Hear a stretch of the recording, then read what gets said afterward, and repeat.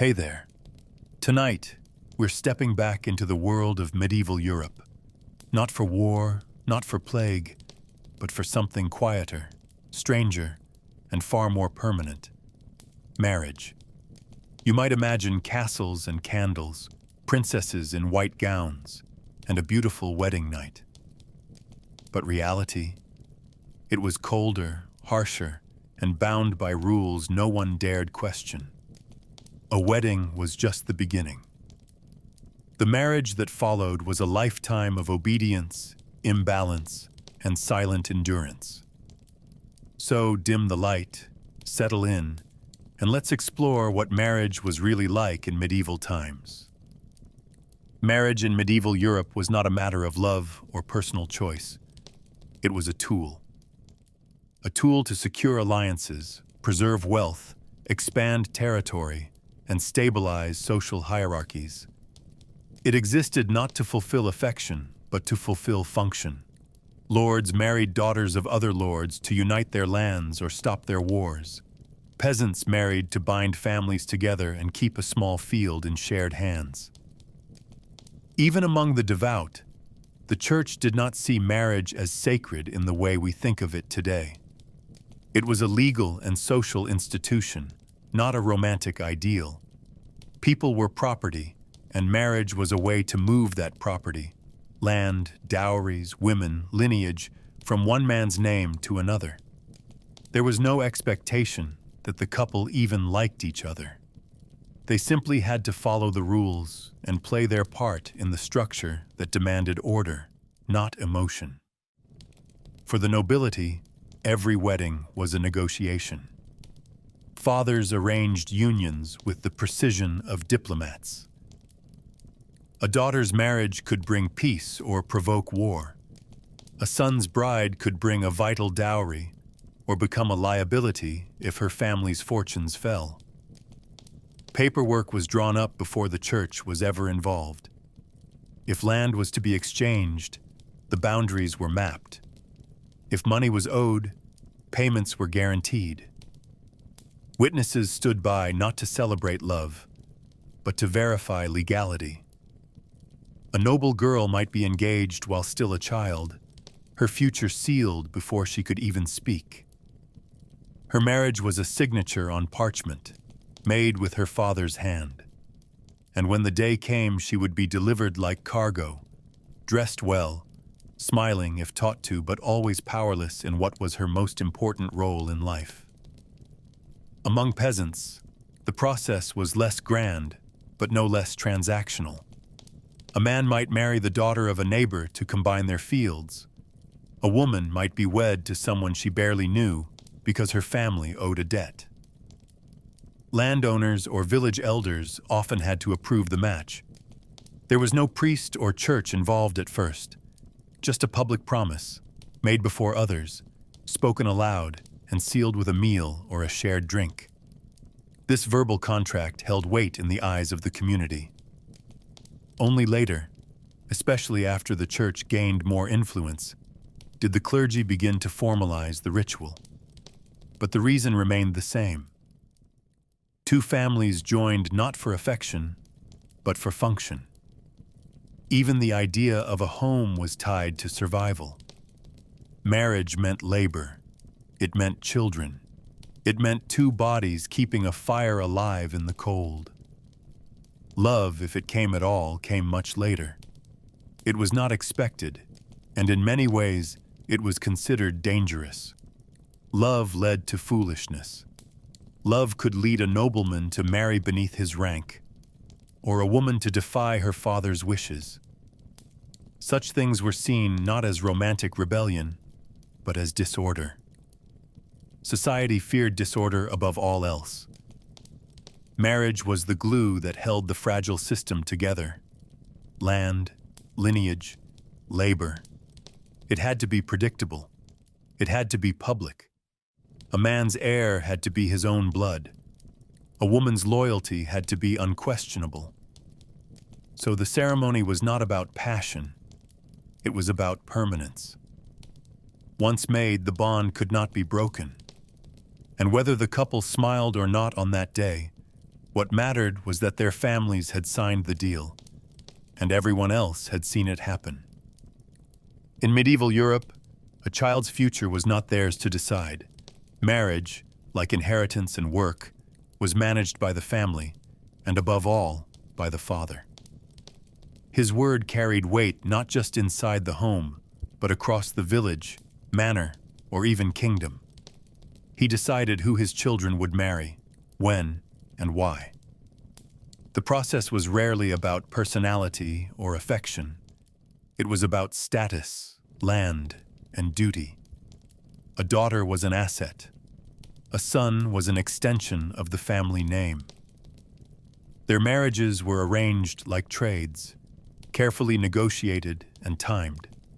The children themselves might be informed of the decision after it was already made. A boy might first hear of his future bride when she arrived at the house. A girl might only learn her husband's name after the deal was sealed. And no matter how young, quiet, or unwilling the child might be, the expectation was obedience. That was the order of things. That was how families survived. Fathers especially were tasked with protecting the family's reputation and growing its fortune. For noblemen, marrying off a daughter could mean strengthening a fragile alliance.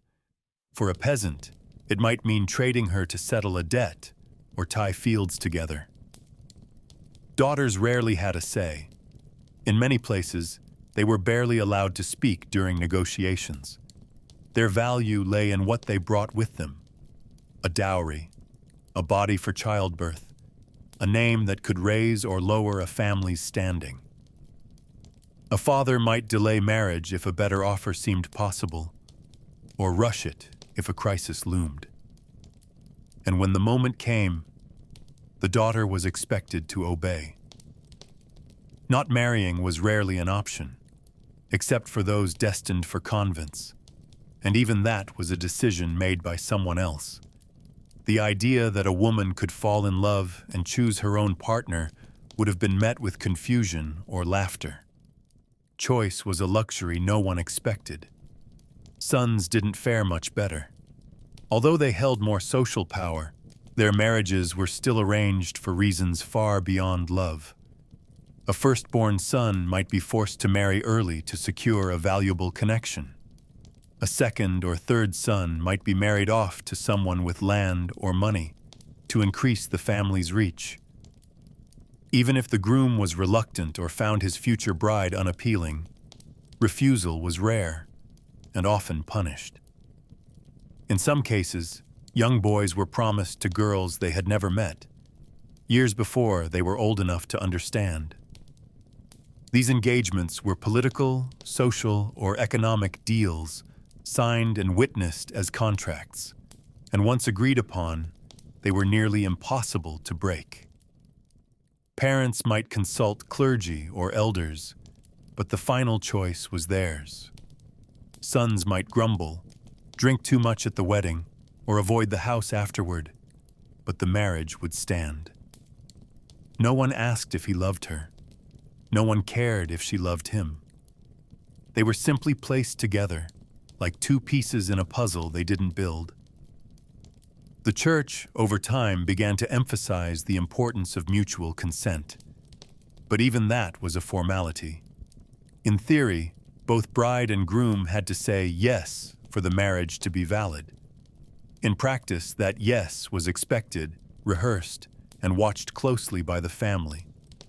Saying no could bring shame or even violence.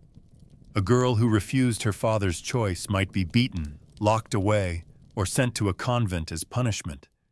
A boy who disobeyed might be disinherited. The balance of power was clear. Marriage was not a personal milestone. It was a family event, controlled and orchestrated by those who came before. Children were expected to continue the line, not question it, and so their lives were written in the hands of their parents, long before they had a chance to hold the pen. Among the nobility of medieval Europe, marriage was a weapon, a shield, and a bridge, rarely a bond of affection. It served as a political instrument, used to secure alliances, consolidate power, and settle disputes between rival houses. A wedding was not simply a family matter. It could reshape the fate of regions, kingdoms, or entire dynasties. When two noble families agreed to unite their children, it was often the result of months or even years of negotiation. Messengers carried proposals back and forth. Dowries were calculated like military budgets. Terms were written into formal charters, witnessed by clerics, scribes, and knights. The bride and groom were present in body, but rarely in voice. Their futures, and sometimes their entire lives, were the cost of peace or the price of ambition. A daughter might be sent hundreds of miles from home to marry a man she had never seen, simply because his coat of arms matched her father's political strategy. For noble fathers, marrying off a daughter was not a sentimental decision. It was a maneuver. The higher the status of the groom's family, the more valuable the alliance. Daughters were matched to heirs, second sons, or aging widowers depending on the moment's advantage. Even age gaps were strategic. A 12-year-old girl might be wed to a man in his 50s if his lands offered enough leverage. If a family needed protection, they married into power. If they had land but no army, they married into strength. These unions were not meant to be personal. They were extensions of policy.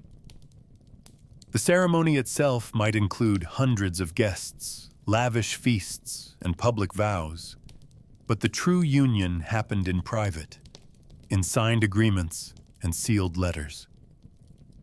These documents mattered more than any priest's blessing, and if the political winds changed, even a celebrated marriage could become a liability, sometimes ending in annulment, exile, or assassination. The groom's side often benefited most.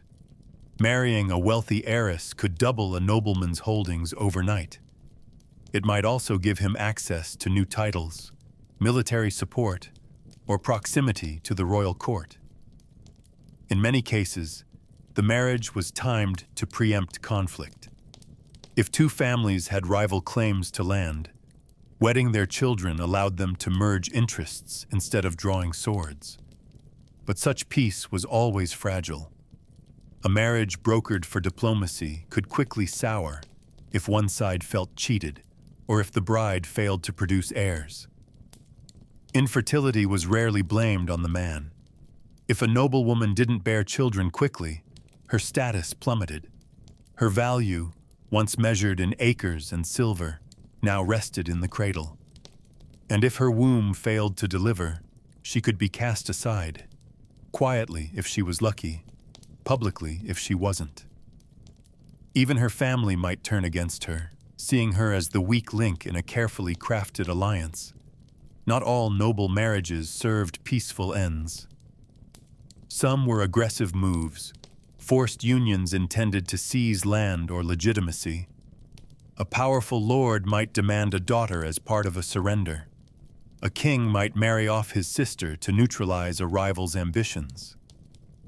These weddings were cloaked in ritual, but stained with coercion. The bride might ride in a litter covered in gold, but the road beneath her was lined with calculation. Love, if it existed at all, was beside the point. In this world, marriage was statecraft, and though the gowns were rich and the music grand, behind every noble wedding stood a dozen anxious eyes, watching for signs of betrayal or advantage. The couple at the center of it all were symbols, human ink signatures on a deal larger than themselves. Their lives became intertwined not just with each other, but with the balance of power itself. In the lives of medieval peasants, marriage was not marked by gold or diplomacy, but by the rhythm of village life. It was practical, necessary, and deeply rooted in the expectations of the community. A peasant couple might not have castles or titles, but their union still required approval, not just from their parents, but from neighbors, elders, and sometimes even the local lord. The match had to make sense for everyone. Would the two families benefit? Would the couple be able to work the land together? Were there debts involved or disputes over inheritance? These were the questions that guided peasant marriages. Love may have been present in rare cases, but it was rarely the reason two people wed. Instead, the focus was on survival. A man needed a partner to tend the home and raise children. A woman needed the protection and stability of a household. And both needed the acceptance of the people around them, whose judgment often held more weight than the priest's blessing. Unlike the nobility, peasant unions were often arranged without formal contracts or years of negotiation.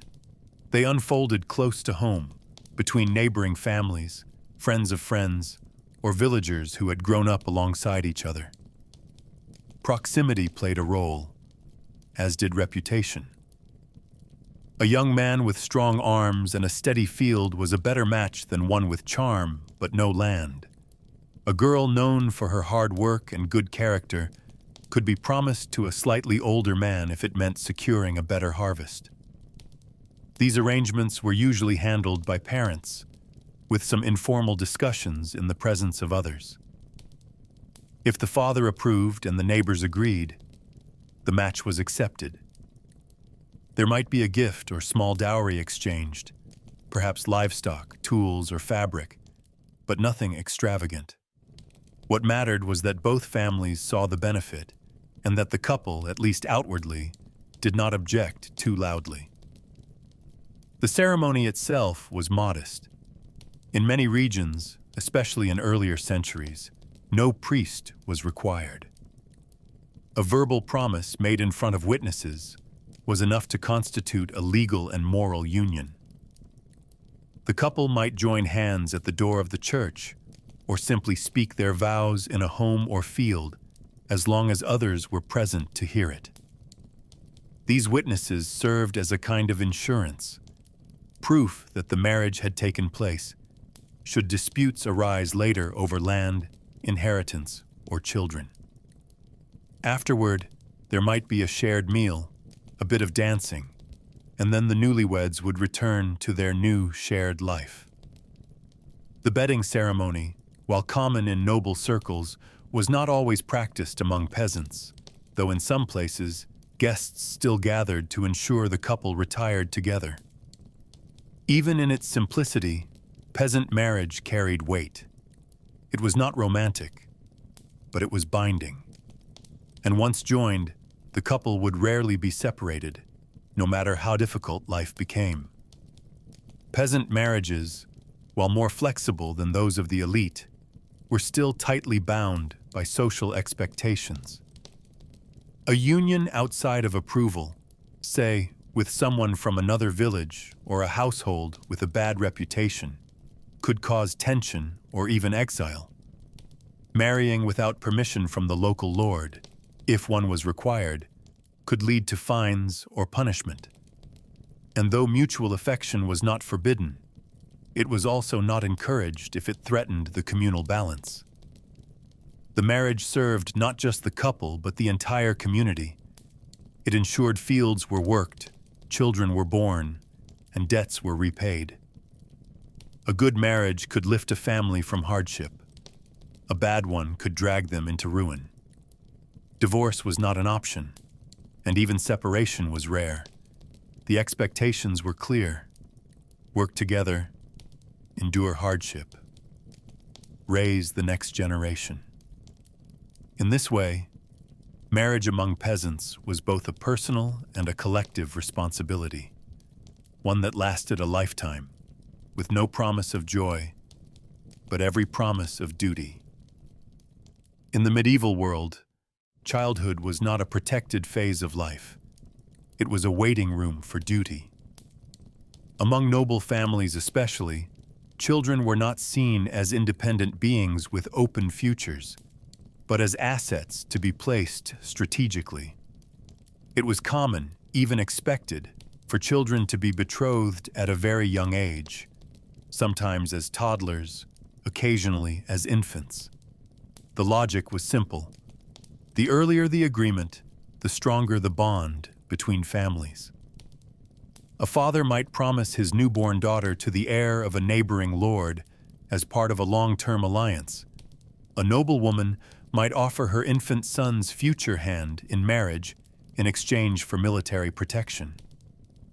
These promises were not mere gestures. They were documented, witnessed, and treated as binding. Even though the marriage itself wouldn't happen until the children reached an acceptable age, the betrothal locked their futures in place. A child might not yet speak in full sentences, but their fate had already been spoken for. These early arrangements often took place behind closed doors, in quiet chambers filled with parchment, coins, and calculated whispers. The children were rarely present. In many cases, they weren't even aware of the deal until years later. What mattered was not their awareness, but the witness of trusted men, the signature of a seal, and the memory of the families involved. These betrothals were often accompanied by gifts or partial dowry payments, further solidifying the agreement. And while technically not yet a marriage, breaking a betrothal could be seen as an insult or even an act of war. Some families used these engagements to postpone conflict or claim contested land. Others made multiple betrothals simultaneously, hedging their bets in case one child died. This was common because mortality was high. A girl promised at 2 might not live past 5. If she did, the betrothal remained. If she didn't, a younger sister might take her place, almost like one piece being swapped for another in a long, cold game. The church had its say in these matters, but its influence varied by region and century. Officially, canon law discouraged marriages that lacked mutual consent or involved parties under the age of reason. But in practice, exceptions were constant. Consent, after all, could be interpreted as future consent. A child might not be old enough to say yes now, but as long as they agreed when the marriage was consummated later, the church would often look the other way. In some noble circles, the lines were even blurrier. Girls could be married as early as 12, boys at 14, though consummation was sometimes delayed. Other times, it wasn't. There are records of girls being taken to their husband's estate at shockingly young ages, 7, 8, even younger, not for marriage in the full sense, but for training in their future household. They were taught how to run a manor, how to bear themselves with grace, and most of all, how to obey. Their childhood became a rehearsal for submission. Even among peasants, early betrothals were not unheard of, though they were less formal. A father might agree in the fields or over a mug of ale that his son would one day marry the neighbor's daughter. Such arrangements were more flexible, often adjusted or abandoned as situations changed. But among the powerful, betrothals were binding. They were part of inheritance plans, diplomatic strategies, and dynastic survival. A child might grow up knowing exactly whom they were to marry and when. They might write letters to a future spouse they had never met, or be sent to live in the intended household years in advance. By the time the wedding occurred, the ceremony was almost beside the point. The real decision had been made long ago, by people who were already dead, for reasons that no longer mattered. And in that moment, standing before the priest or the crowd, the child, now grown, was not stepping into a new life. They were simply fulfilling the role written for the cis before they ever had a chance to say no. In medieval society, a daughter's worth was often measured not by her personality, education, or even beauty, but by the dowry she could bring. The dowry was not a gift, it was a requirement. It served as the foundation of marriage negotiations, especially for women, and without it, a girl's chances of marrying well, or at all, were drastically reduced. A dowry might consist of land, livestock, coins, cloth, tools, or promises of future payment. In noble families, it could include entire villages or valuable trade routes.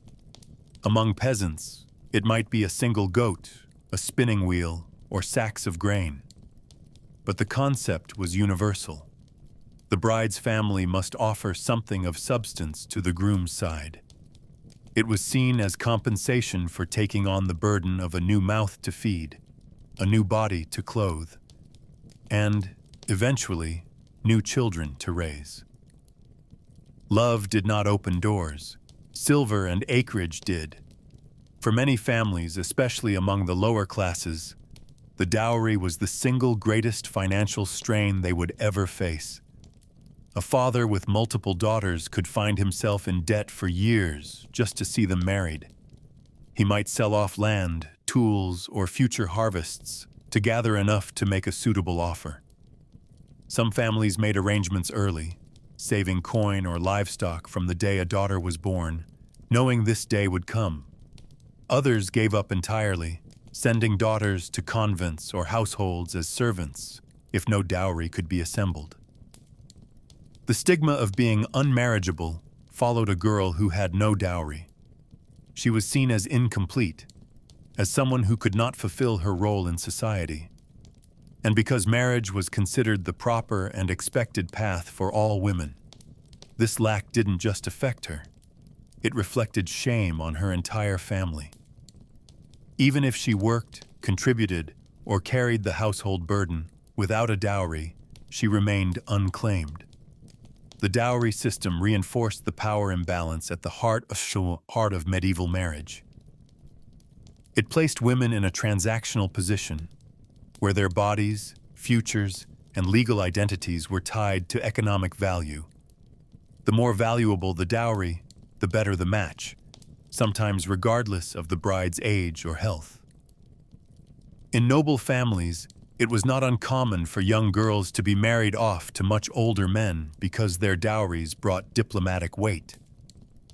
The marriage itself might not be consummated until later, but the political value was realized immediately. Dowries also served as a form of security. If a husband died, the dowry, especially if properly documented, could be partially returned to the widow or her family. But in practice, these rights were often ignored, contested, or simply lost to male relatives. Women had little power to enforce them. The system claimed to offer protection, but in reality, it was a tool of control.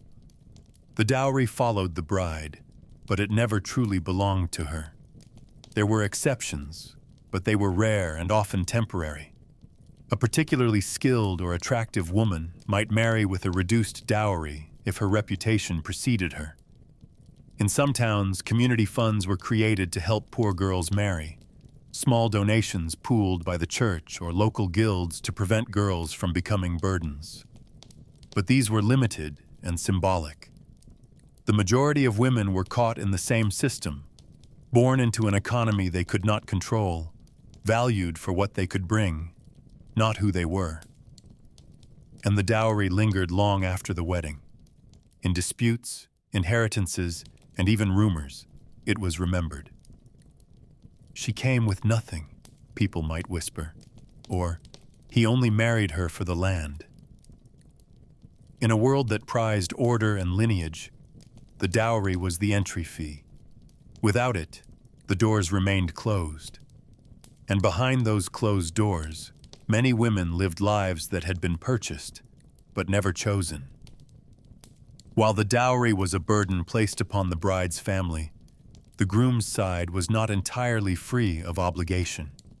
In many parts of medieval Europe, the groom was expected to offer a payment of his own, what historians often refer to as a bride price. Though it took many forms depending on region and class, the purpose was largely the same, a gesture of compensation to the bride's family for the loss of their daughter. In wealthier circles, this might be a formal sum written into the marriage contract, accompanied by land, livestock, or rights.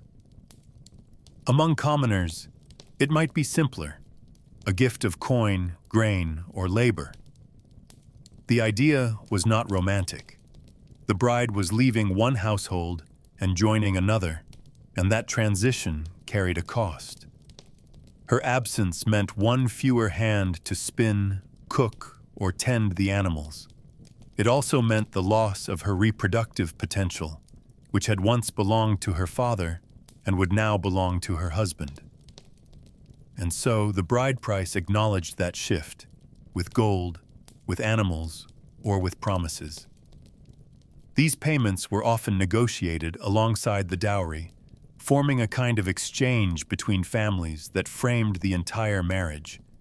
The bride's family might offer land, but demand 3 oxen in return.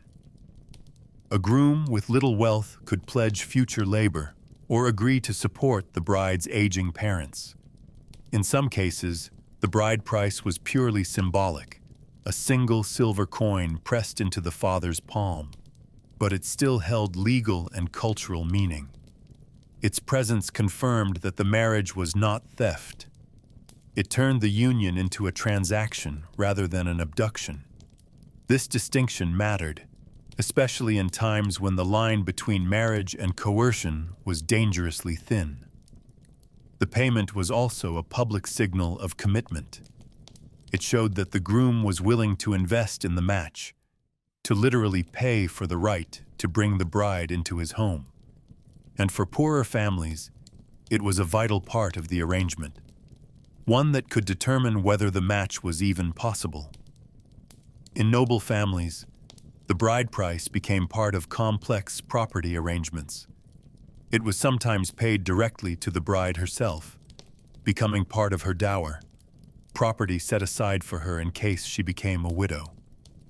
This gave her some security, at least in theory, but more often, it was absorbed into the family's broader negotiations, tied up with feudal obligations, land claims, or military service. A noble groom might offer troops, titles, or oaths of loyalty instead of silver. In these cases, the bride price was not about economics. It was about influence. It allowed families to settle scores, seal treaties, or bind vassals more closely to their lords. A well-placed marriage backed by an adequate bride price could elevate a family's position for generations. But it could also bankrupt a young man or his estate. And if the marriage ended poorly, without heirs or with scandal, the investment might be seen as wasted. In such cases, the payment was almost never returned. Among peasants, the bride price was more intimate and immediate. It might involve the groom helping with the harvest, building a house or giving livestock to his future father-in-law. Sometimes it was agreed that the groom would live with the bride's family and work their land, a form of service that served both as payment and trial. These arrangements often came with quiet rules. If the groom failed to work hard, showed laziness, or brought shame, the marriage could be called off.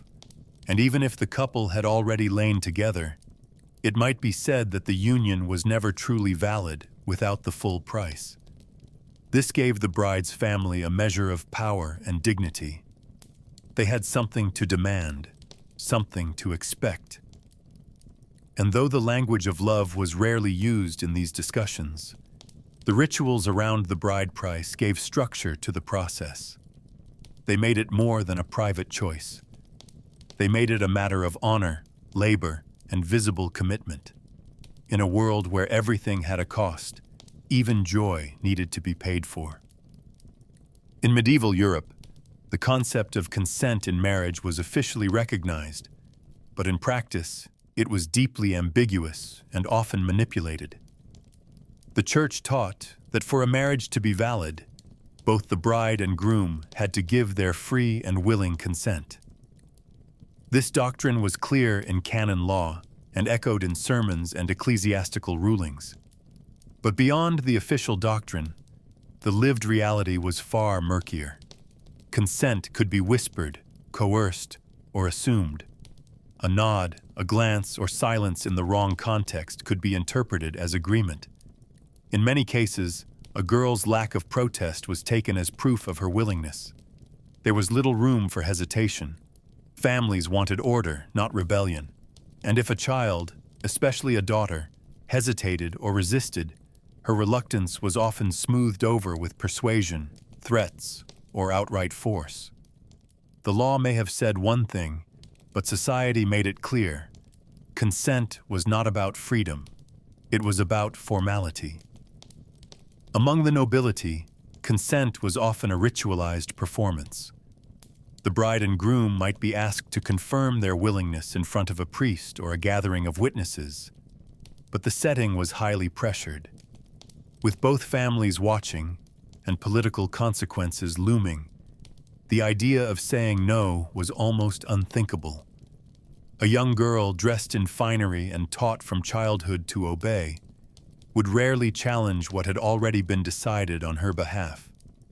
For boys, especially those expected to inherit, the pressure was different but equally strong. Refusing a politically advantageous match could damage a family's standing or disrupt succession plans. In both cases, consent became a script rather than a choice. The couple was expected to play their part. A solemn yes, a joined hand, a lowered gaze. Even if the bride's voice trembled, even if the groom seemed reluctant, the ritual continued. What mattered most was that the words were spoken, truthfully or not. In peasant communities, the matter of consent was even more entangled with social dynamics. Local customs varied, but many communities treated verbal promises as binding. A couple who declared their intent to marry, even privately, could be held to that promise later, especially if they had already lain together. In some regions, if a man claimed a woman had agreed to marry him and she did not publicly deny it, the community might recognize the union as valid. This led to countless abuses. A woman might be tricked or pressured into ambiguous statements, only to find herself publicly declared a bride. If she protested later, her denial might be dismissed as shame or regret. For many, the safest path was compliance, and once a marriage was acknowledged by the village or the church, it was almost impossible to undo. Even in cases where consent was clearly lacking, such as forced abductions, drunken unions, or false witnesses, the burden of proof was nearly insurmountable. The law favored structure. It disliked chaos, and few things were more disruptive than a broken engagement. Over time, the church attempted to reform these practices. Councils emphasized the importance of free will in marriage. Priests were instructed to ask each party directly if they consented. But enforcement was inconsistent, and cultural norms remained dominant. Parents still arranged most matches. Communities still prioritized reputation over truth. And individuals, especially women, had little power to challenge what had already been set in motion. In theory, consent protected the vulnerable. In practice, it became another layer of ceremony. Something to say, not to feel. Something to witness, not to question. And so many entered marriage with no real sense of choice. They agreed because they were told to. They complied because resistance brought shame or worse.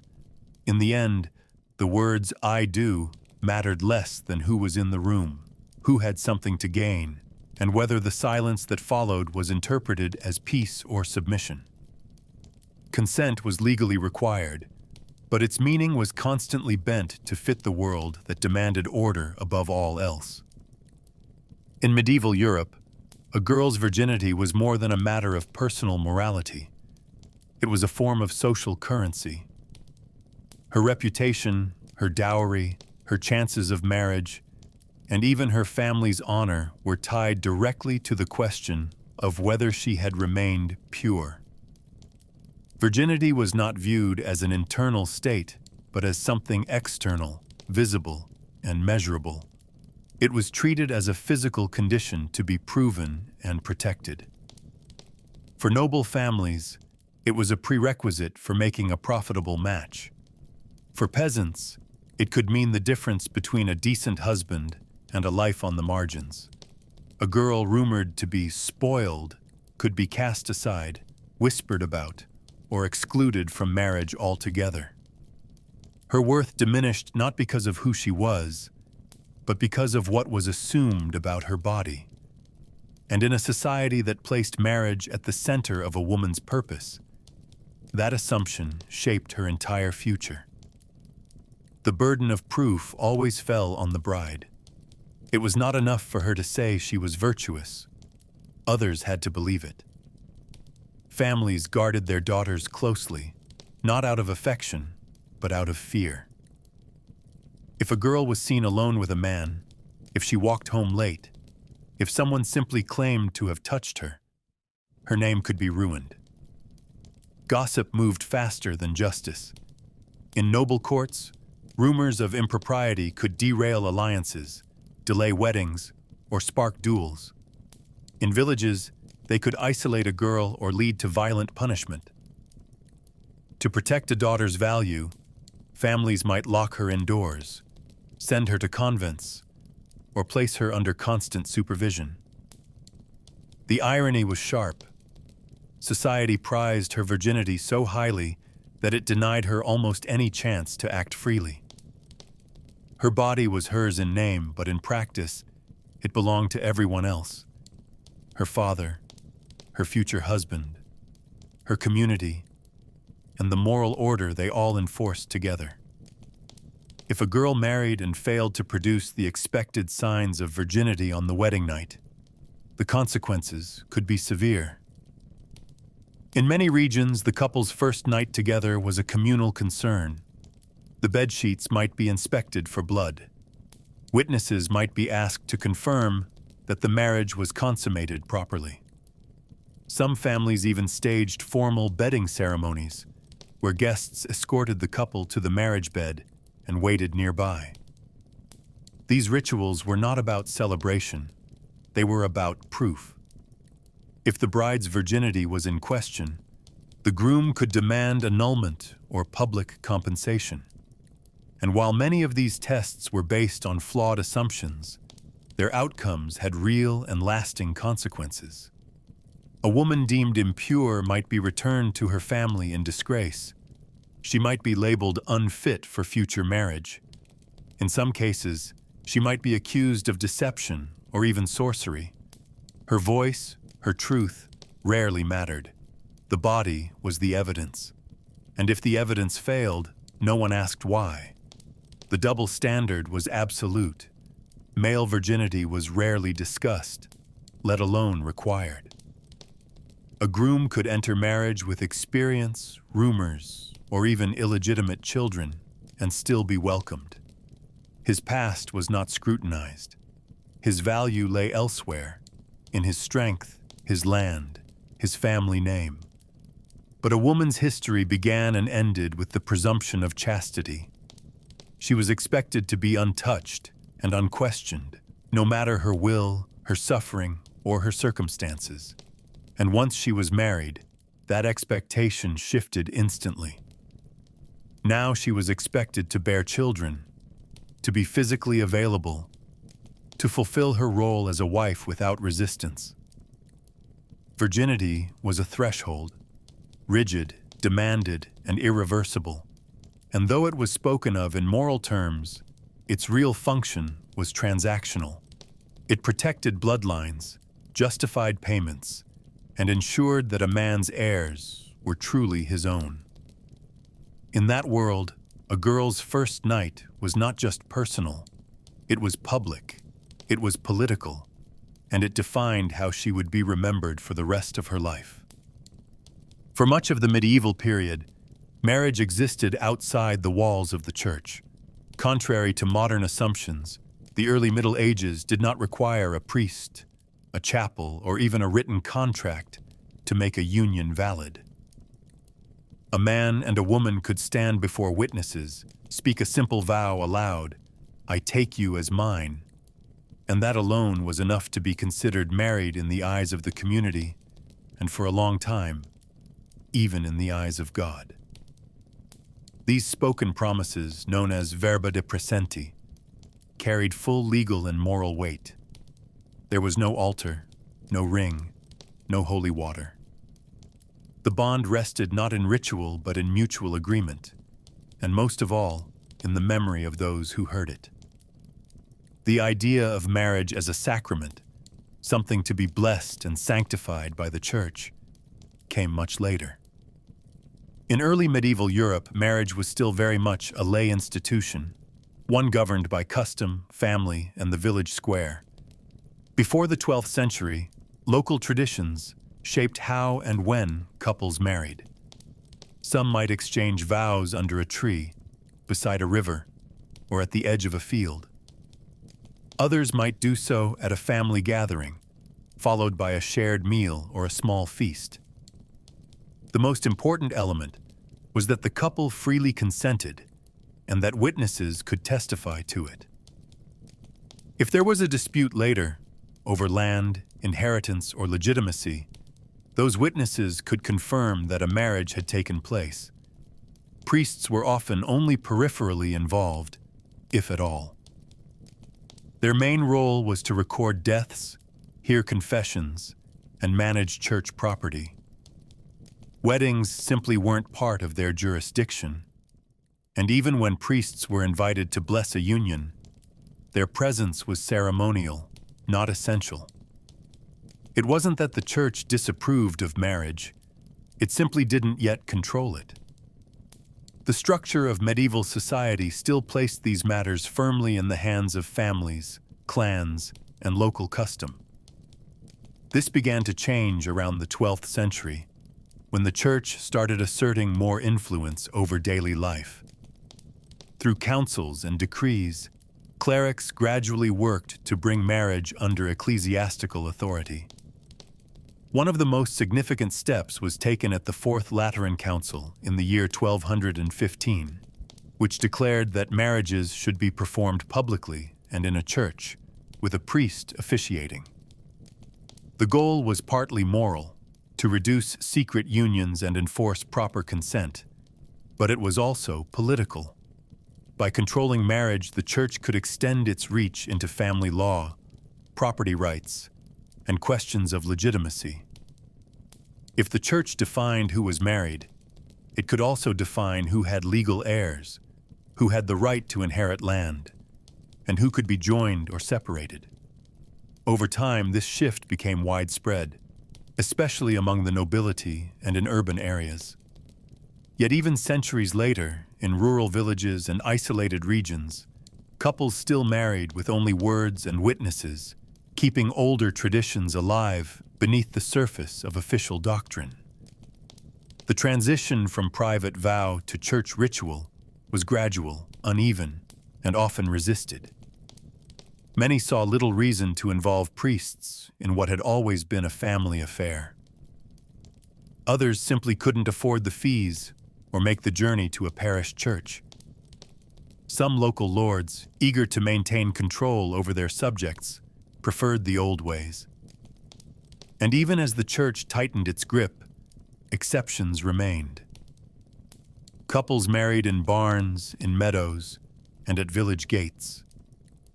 The Church might later bless the union or record it in writing, but the real marriage, the one that mattered to the community, had already happened.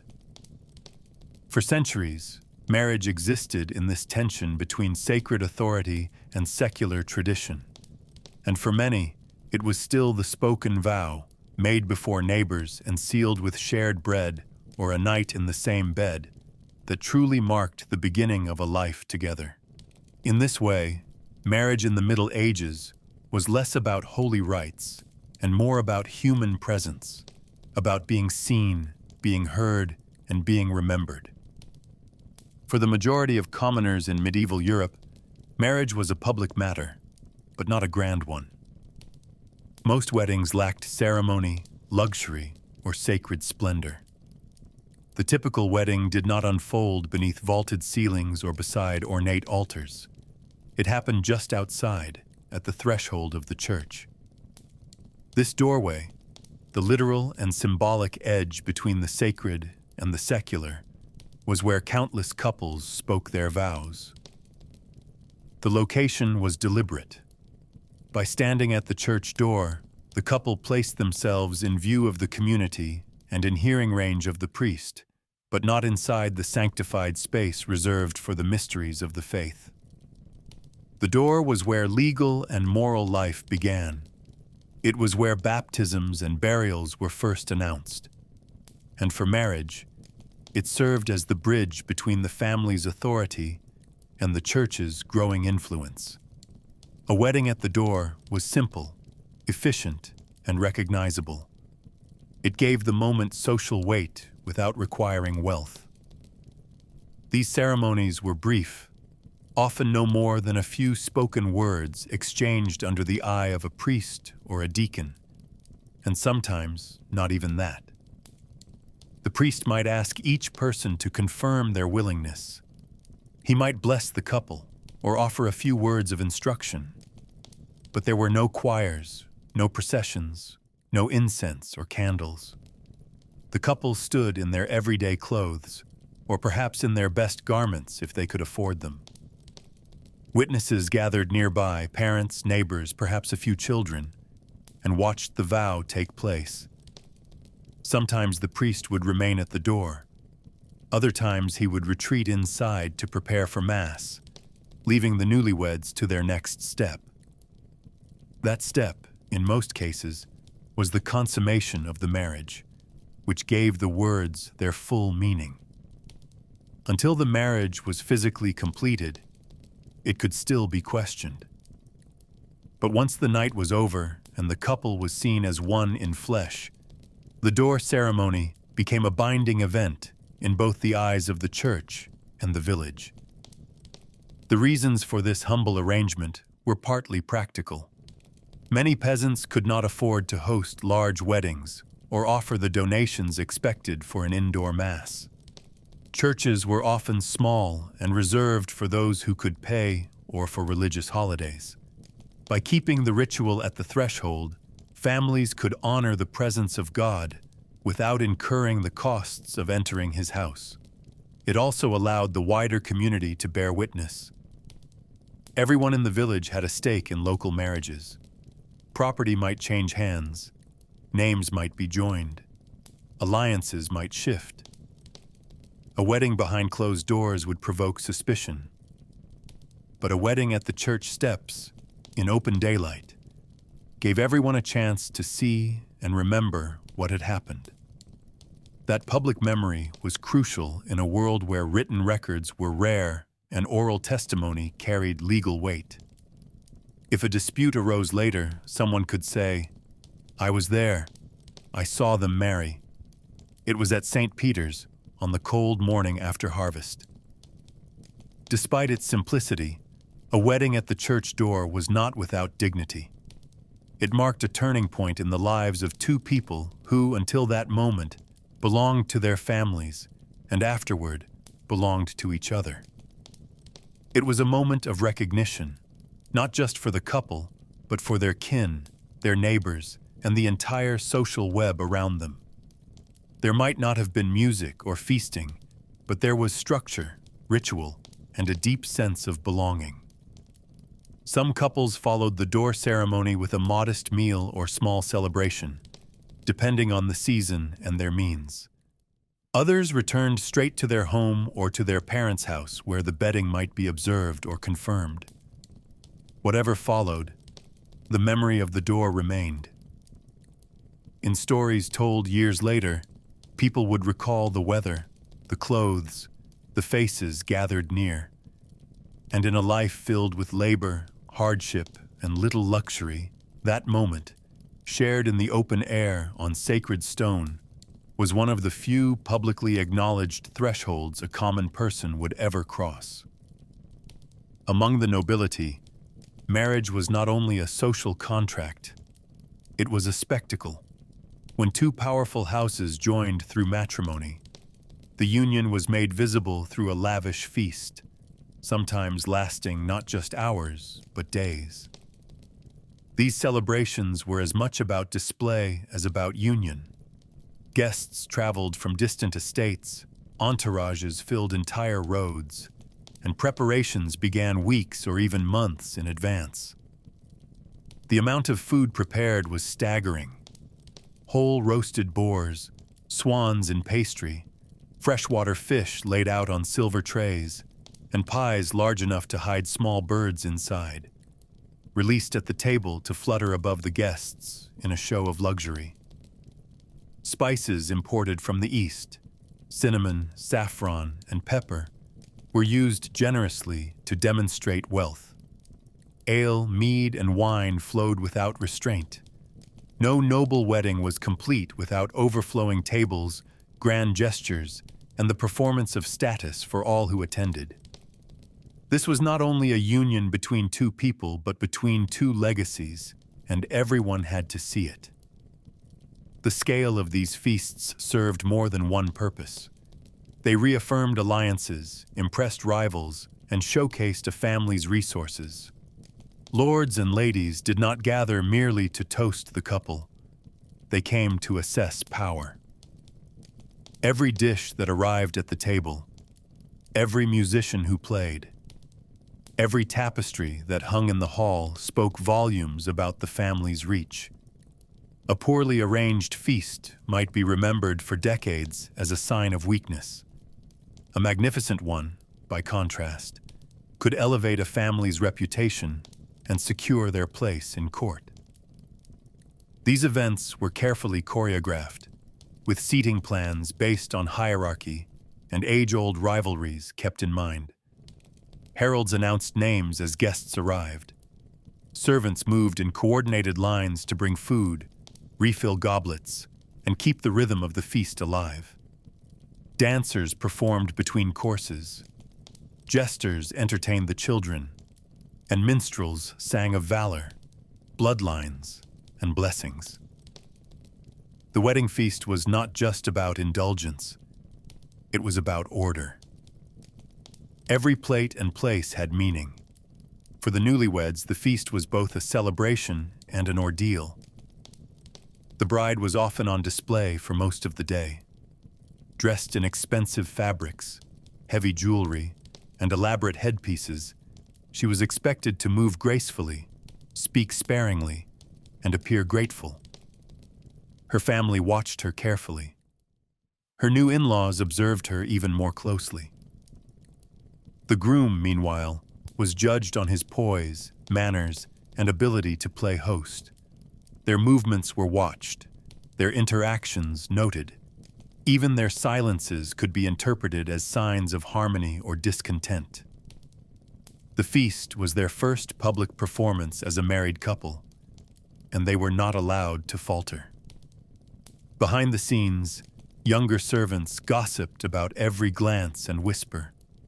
Older nobles nodded or frowned, making quiet calculations about the future. And though laughter echoed in the hall and music filled the air, beneath it all was a quiet tension. This was theater, and every guest was both audience and critic. As the sun set, the tone of the feast often shifted. Formality gave way to rowdier celebration. Courtiers loosened their collars. Young squires drank too much. Games were played, fortunes were wagered, and secrets were whispered in corners. In some households, this second stage of the feast lasted well into the next day, or even longer, with hunting trips, dancing contests, and endless rounds of toasts. The marriage might have been arranged by others, but the feast belonged to the couple, at least in legend. Tales of wedding banquets grew in the telling, becoming part of family history. It was the night we served 20 courses, someone might say. Or, the last time all 4 barons sat at the same table. And long after the guests had gone and the halls were silent, the memory of the feast remained. It was the outward face of an inward bond, the public marker of a private life just beginning. In a world that measured status in stone, steel, and bloodlines, the wedding feast was its own kind of monument. For the wealthiest families in medieval Europe, a wedding was not confined to a single day. It could stretch across several, and in the most extravagant cases, last an entire week or more. These extended celebrations transformed manors, castles, and entire villages into hubs of constant noise, movement, and festivity. The first day might begin with formalities, the exchange of vows, a solemn blessing from a priest, or the reading of contracts. But what followed was a continuous cascade of food, drink, games, music, and ceremony. Guests arrived and departed in waves. New entertainments were unveiled daily to keep the experience fresh and impress visitors. There might be a hunt on one day, a dance on the next, a theatrical performance or tournament later. These long weddings were opportunities to display not only wealth, but endurance. Only those with the means and servants to sustain such excess could pull it off. The bride and groom became both participants and symbols in a prolonged performance of power. The logistical demands of these events were immense. Dozens of cooks, bakers, and servants labored behind the scenes to maintain the illusion of effortless abundance.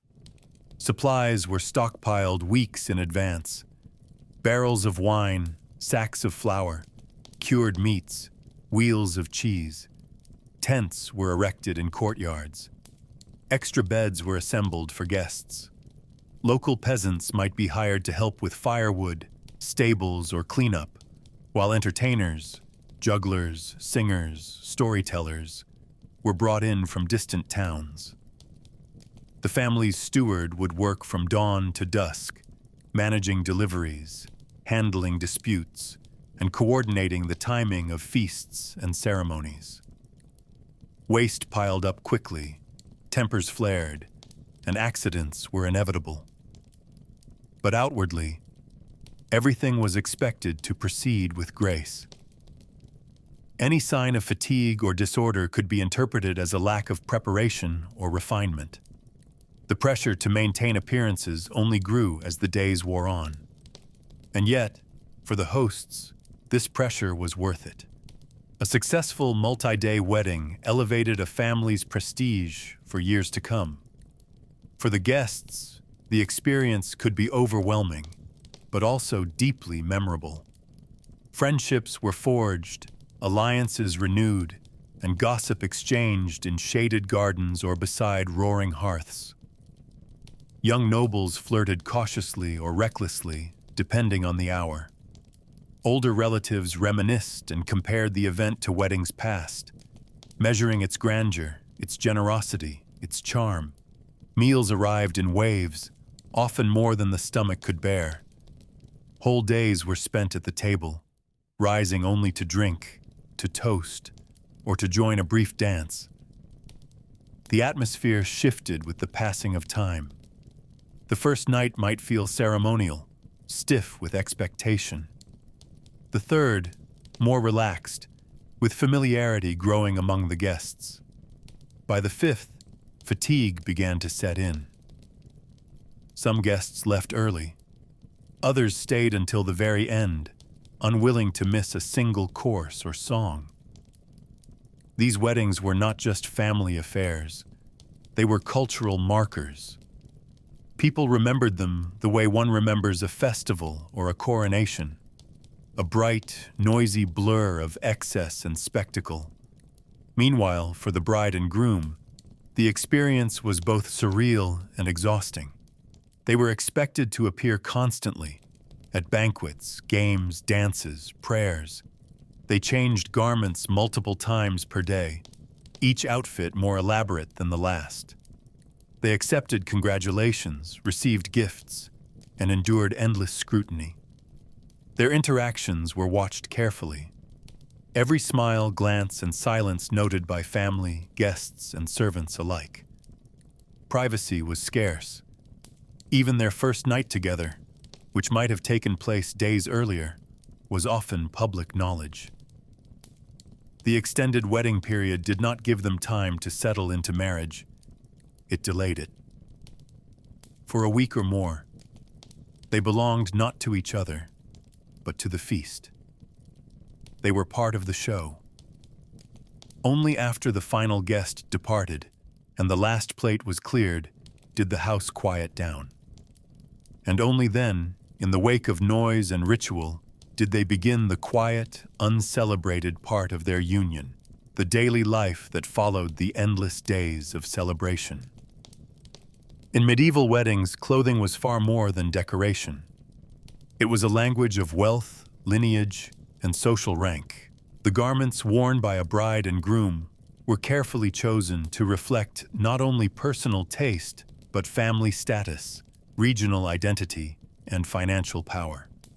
There was no universal wedding dress as we imagine today, and certainly no tradition of wearing white. In fact, white was rarely used at all, except by the extremely wealthy, who could afford fabrics that stained easily and served no practical use beyond symbolic purity. For most brides, the color of the gown was chosen based on availability and meaning. Rich jewel tones like deep red, green, and blue were favored among the nobility, dyed with expensive pigments that marked the wearer as someone of means. Among commoners, garments were usually brown, gray, or earth-toned, sometimes brightened by a colored sash or ribbon. But regardless of class, the unspoken rule remained: wear the best you own. A wedding was not just a personal event, it was a public display.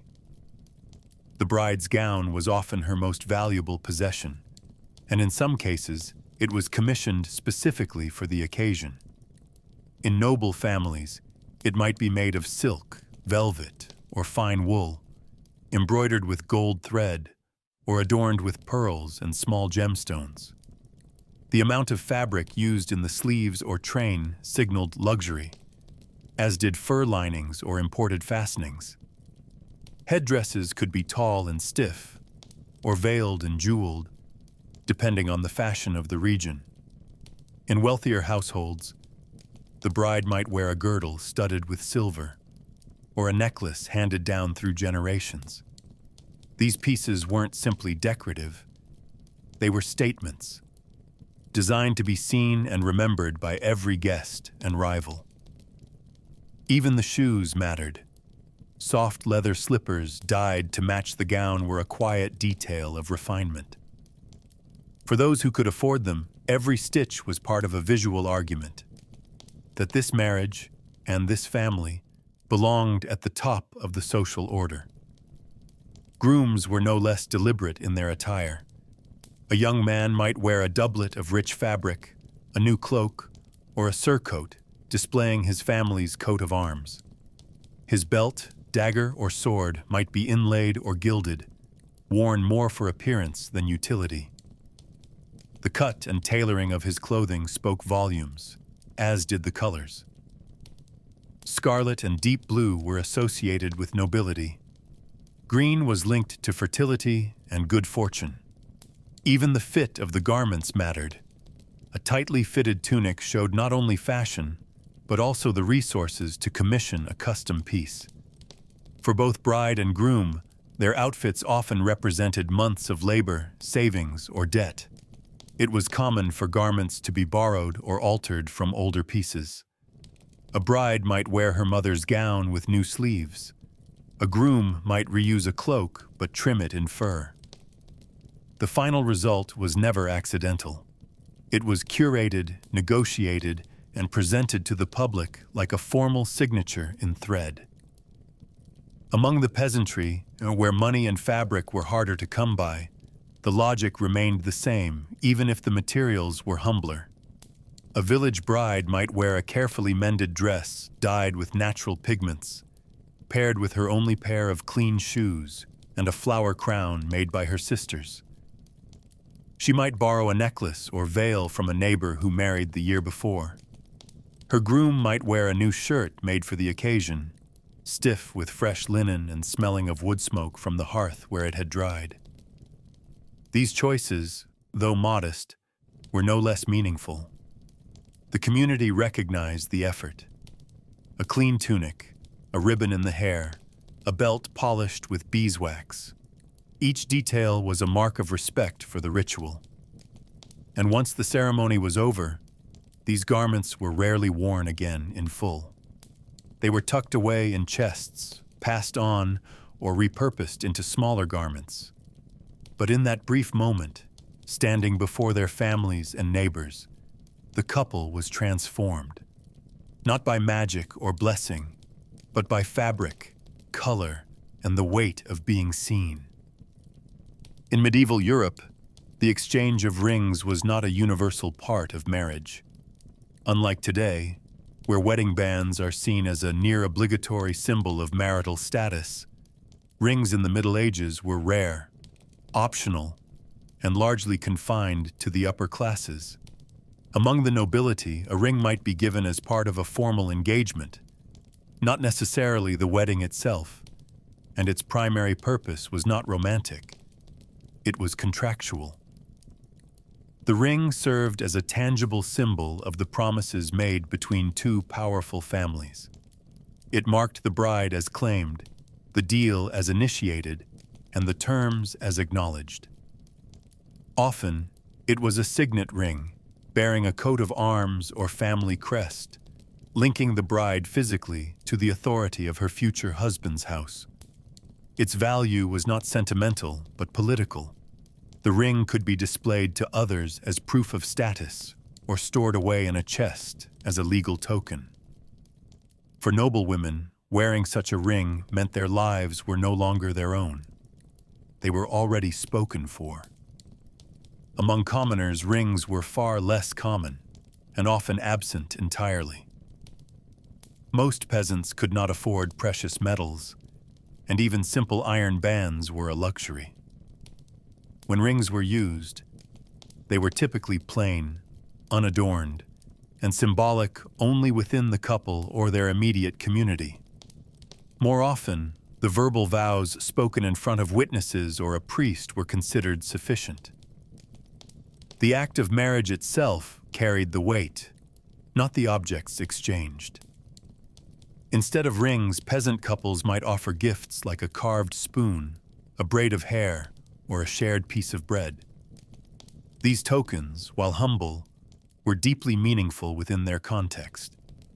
They reflected what the couple could give and what they valued. Rings, by contrast, were associated with wealth and power, and their absence did not lessen the binding nature of the marriage. What mattered most was the spoken word, the shared intention, and the recognition of those who heard the promises. When rings did appear, especially in the hands of nobles, they were often extravagant. Made of gold or silver, sometimes inlaid with stones, they were more than decoration. They were declarations. A ring might be engraved with a Latin phrase, a family motto, or religious symbols meant to invoke divine blessing.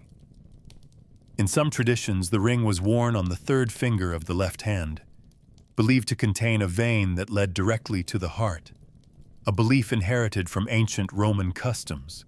But this placement was not consistent across regions or centuries. Some wore rings on the right hand, others on a ribbon, pinned to clothing, or hidden away. And the ring itself could pass between generations. A mother might give her ring to her daughter, along with the words, "As I was given, so I give." These heirlooms carried stories, losses, and legacies. Yet even among the elite, the use of rings was not required. They were ornaments of privilege, not elements of necessity. The church, over time, began to include ring exchange in official ceremonies, but even then it was treated as symbolic rather than essential. The words mattered more than the metal. Priests might bless the ring, mention it in the rites, or use it as a visible marker of union. But a marriage without a ring was still valid in the eyes of God and the law.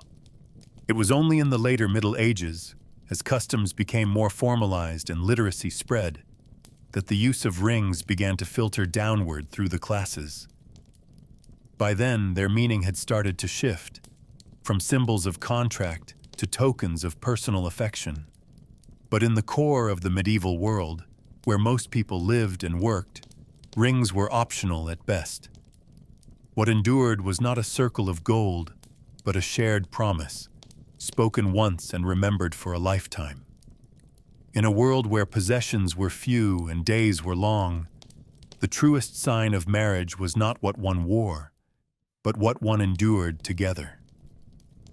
The sound of a medieval wedding was not uniform. There was no single melody that echoed across the continent, no standardized procession of flutes and harps. Instead, music and dancing were shaped by geography, economy, and local taste. In some regions, the dominant sound might come from a bagpipe or a hurdy-gurdy, shrill and joyful, echoing through village squares. In others, the rhythms were driven by drums, wooden flutes, or simple fiddles strung with gut. Some instruments were made by hand, passed from one generation to the next. Others were borrowed from a traveling minstrel who had stopped for coin and bread. Each village, each manor, had its own repertoire. Songs were remembered more than written. Dances were learned by watching, not by instruction. At one wedding, guests might link arms and stomp in wide circles through muddy fields. At another, they might step in pairs through tightly timed footwork on a polished stone floor. The variation was immense, but what remained consistent was the intent: to celebrate, to exhaust the body, and to mark the passage from one state of life to another. Among the nobility, dancing was more formal, and music often imported. Lords might hire trained musicians from distant cities, men who carried lutes in lacquered cases or played the harp with delicate precision. These performers brought structured compositions, tunes known by name, with fixed patterns and refined lyrics. Dancing in noble halls followed codes of behavior. Men and women moved with care, keeping distance, bowing at the right moments, turning in sequence. The steps were rehearsed and expected, and mastery was part of one's reputation. A poorly executed dance could be a source of gossip. A flirtation too bold during a song might be interpreted as a breach of decorum. But beneath the elegance, the purpose was the same as in the village: movement, music, and the subtle shaking off of everyday burdens. Even for those dressed in velvet and gold, to dance was to briefly become weightless. The air filled with rhythm, feet moved across floorboards, and for a while, everyone forgot about contracts and dowries and expectations. In peasant weddings, the experience was looser, louder, and less self-conscious. Music was made with whatever was available. A neighbor might beat a pot with a stick to keep time. Someone else might whistle, clap, or sing aloud, a tune known to all. Dancing happened wherever space allowed, often outside, beneath open sky, on packed earth or wooden planks. Shoes were optional. Joy was not. Children danced with elders. Strangers were pulled into circles. The bride and groom were lifted or spun or cheered on depending on custom. There was no fixed duration. The dancing continued until the legs gave out or the drink ran dry. Songs were bawdy or simple, full of repetition and laughter. A popular verse might be changed on the spot to include the names of the couple, their parents, or even the livestock. Everything was alive, communal, improvised. No one asked who composed the tune or taught the steps. The celebration belonged to everyone. Despite the differences, Music and dance at weddings served the same essential role throughout the medieval world. They dissolved boundaries. Between classes, between generations, between families brought together by contract. For one night, or several, people were allowed to be loud, to move freely, to express something beyond survival. In a world structured by rules and expectations, these moments of sound and rhythm offered release. Even the church, which often frowned on excess, allowed some leniency around wedding celebrations. Laughter was permitted, instruments were tolerated, and when the bride clapped her hands or the groom spun in muddy boots, it wasn't seen as rebellion, it was seen as life. Weddings were not only the joining of two people, but the unjoining of a community from its burdens. The songs changed from place to place. The dances followed no single script, but everywhere they said the same thing. For now, we are together, and for now, we are allowed to sing. In medieval Europe, a marriage was not considered fully valid until it had been physically consummated. The exchange of vows was important. The blessings of the church carried weight. But without the final act, the sexual union of husband and wife, the entire arrangement could be challenged, annulled, or dismissed as incomplete. This expectation wasn't simply private. It was institutional.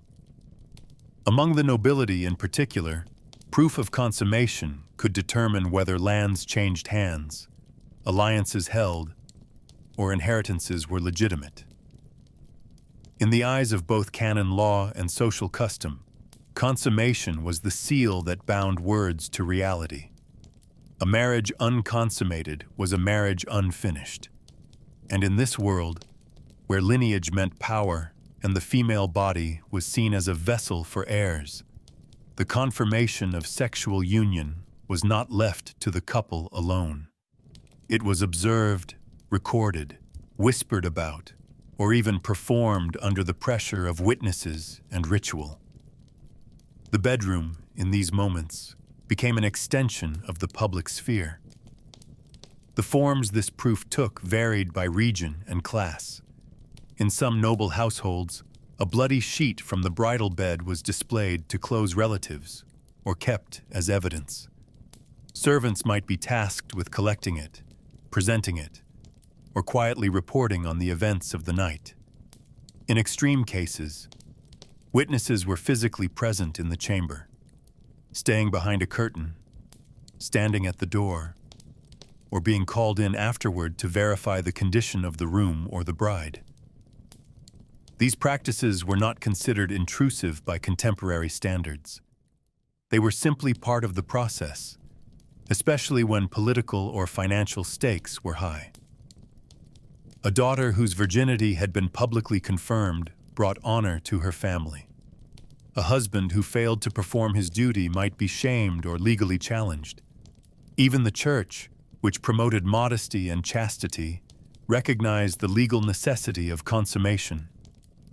Priests and bishops presided over cases where couples denied each other or were accused of faking the act. In these disputes, personal truth was often overshadowed by public expectation. Among commoners, the customs were less formal, but no less rooted in community awareness. Villages were small, and privacy was limited. Everyone knew when a wedding had taken place. Everyone knew where the couple had gone afterward, and everyone expected that the marriage had been made real by morning. In some places, local tradition demanded that the bride and groom be escorted to their bed by family and neighbors, cheered, teased, and sometimes even undressed with ritualistic glee. Though the act itself remained private, its outcome was often subject to gossip and commentary. If the bride walked strangely the next day, it was noted. If the groom boasted too loudly, it was remembered.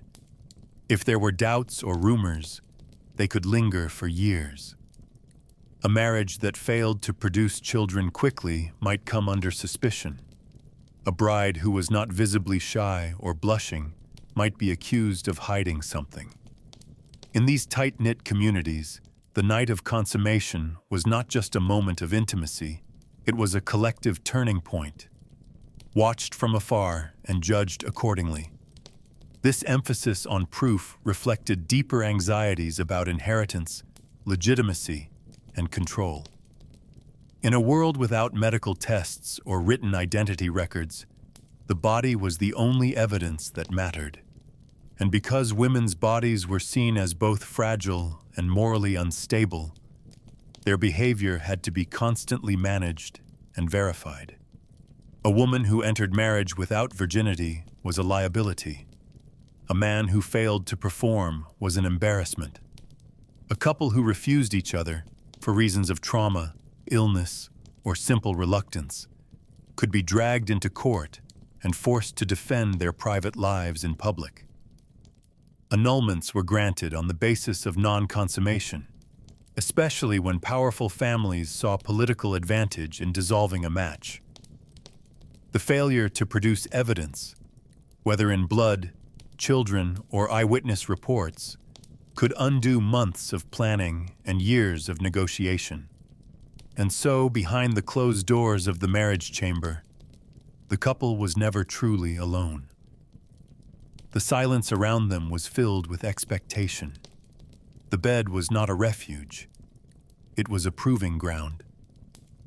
And what happened there echoed far beyond its walls. The medieval bedding ceremony was not a myth, nor a private affair whispered about behind closed doors. It was a ritual, practiced openly, accepted widely, and performed with the full participation of guests, family, and community. While the actual consummation of the marriage remained, in theory, a private act, the transition into that moment was anything but. The newlywed couple, freshly wed, and often still in their wedding clothes, were led, sometimes paraded, through the halls or across the village square toward the bridal chamber. In noble households, this procession was formal, even grand. Accompanied by music, laughter, and loud jokes, the bride and groom were walked to their marriage bed under the gaze of their parents, lords, or courtiers. In humbler homes, the event might take place with fewer witnesses, but the symbolism was the same. The community did not simply witness a union. They helped carry it toward completion. And the bedding ceremony ensured that no one could later question whether the couple had, in fact, begun their life together.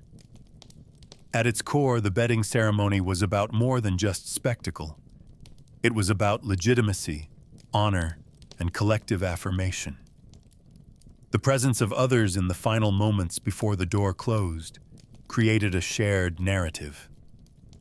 In noble circles, witnesses might linger just long enough to see the couple undress partially, or to tuck them beneath a shared blanket. In some regions, guests would throw coins or flowers onto the bed. In others, they might make loud jokes, sing bawdy songs, or give mock advice about what was expected next. These performances, while theatrical, were taken seriously. A smooth, uninterrupted bedding ceremony signaled a well-ordered marriage. Hesitation, discomfort, or protest, especially from the bride, could raise doubts, provoke gossip, or even threaten the standing of the families involved. For this reason, brides were often coached in advance. They were told how to smile, how to accept the teasing, and how to appear calm, even if their stomachs were churning with fear. In some traditions, the bedding ceremony included formal blessings or rituals performed by clergy. Priests or monks might say prayers over the couple or sprinkle holy water on the bed. In a few cases, relics were placed beneath the mattress to protect the union from evil or infertility. The line between the sacred and the profane blurred deliberately. Laughter and lewdness coexisted with solemnity. A marriage was not just a spiritual matter, it was also a physical contract. and the bedding ceremony reinforced both sides of that truth. Among the peasantry, the ritual was simpler but no less public. The bride and groom might be escorted by family or neighbors to their small shared space. A blanket might be held up to separate them briefly before they lay down. Children were usually excluded, but older relatives and friends watched carefully, ensuring the couple had been properly placed together.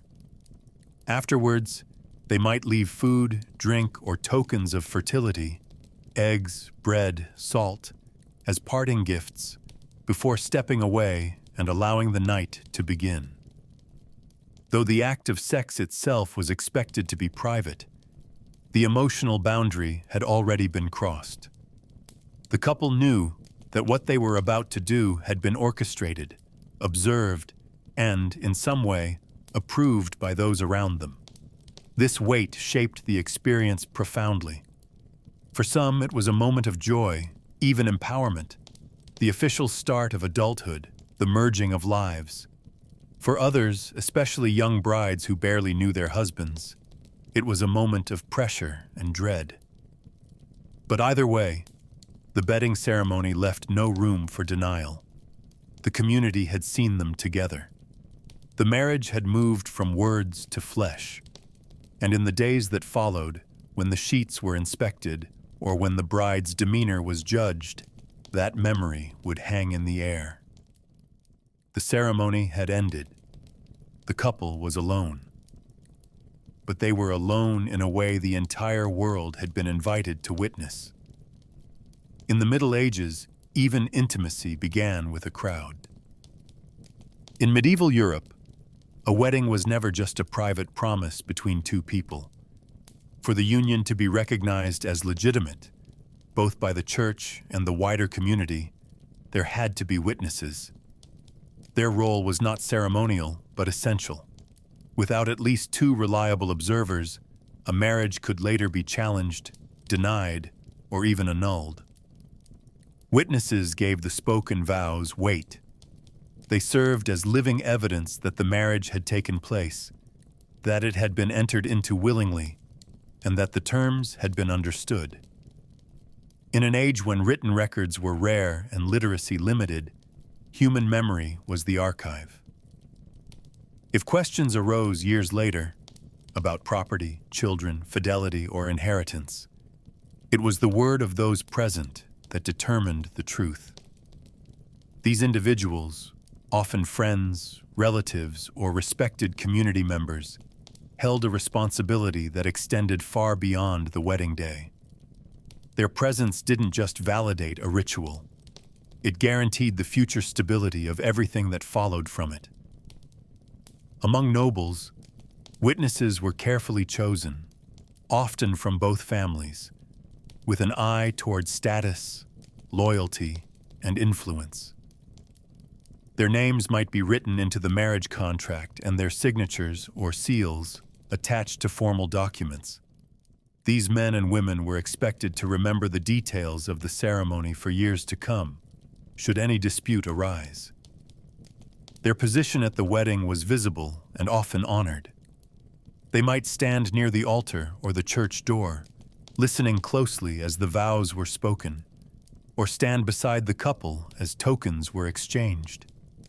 Some would be invited to observe the bedding ceremony, not out of voyeurism, but to confirm that the marriage had been consummated. In noble courts, legal cases hinged on the testimony of such individuals. A woman abandoned by her husband might call on their shared witnesses to prove the marriage was real. A noble seeking to annul a union might argue that the witnesses were insufficient, untrustworthy, or absent. In this world, a wedding without witnesses was a door left dangerously ajar. Among commoners, the practice was no less important, though the rituals were simpler. Village weddings often took place in public settings, at the church door, in the town square, or outside a family home. There, neighbors gathered not just to celebrate, but to bear witness. 2 or 3 elders might be asked to listen closely as the couple made their promises. Sometimes, the entire community served as witness, especially in smaller settlements where everyone knew everyone else. This communal awareness acted as a kind of living contract. Everyone saw the marriage happen. Everyone heard what was said, and everyone could hold the couple accountable.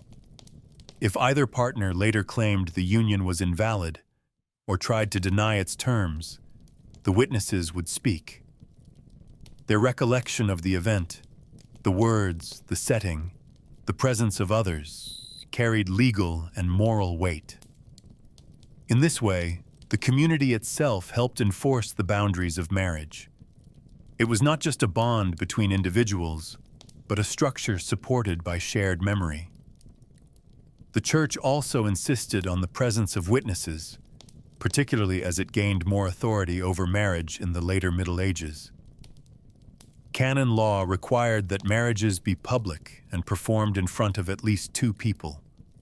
Priests were instructed not to bless unions made in secret, and clandestine marriages, those performed without proper observation, were increasingly condemned. This insistence was partly moral, aiming to prevent coercion and deceit. But it was also practical. The church needed to keep track of who was married to whom, especially as questions of legitimacy became more legally complex.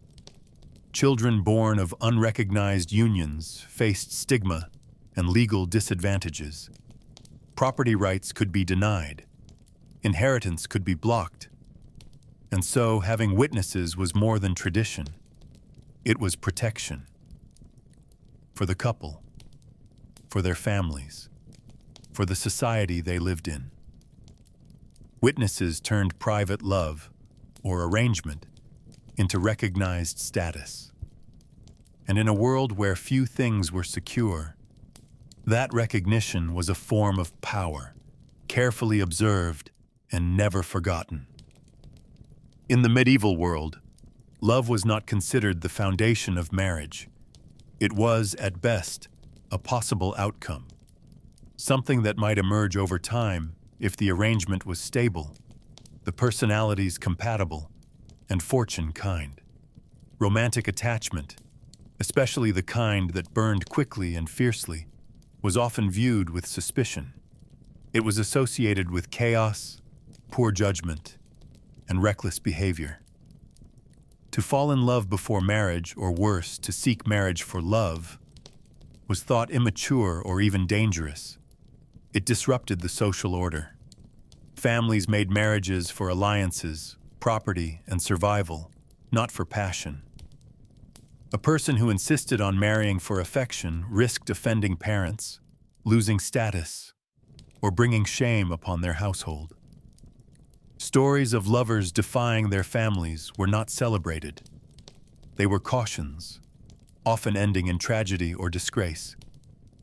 In the logic of the time, duty came first. Love, if it appeared, had to come quietly, later, and without interfering in the decisions of one's elders. Among the nobility, the separation between love and marriage was often absolute. A young lord might be married to a girl he barely knew, her face seen once in a painted miniature or described by a steward. A noblewoman might be promised to a man twice her age, chosen not for kindness, but for his army or holdings. These couples entered marriage like soldiers into service. They were expected to be civil, faithful, and productive, but not to feel. Emotional bonds were considered secondary to obligations. Affection was acceptable, as long as it didn't interfere with the larger goals of the union. Love outside of marriage, by contrast, was romanticized in literature but feared in real life. Troubadours sang of yearning and heartbreak, but noble households punished disobedience and infidelity with severity.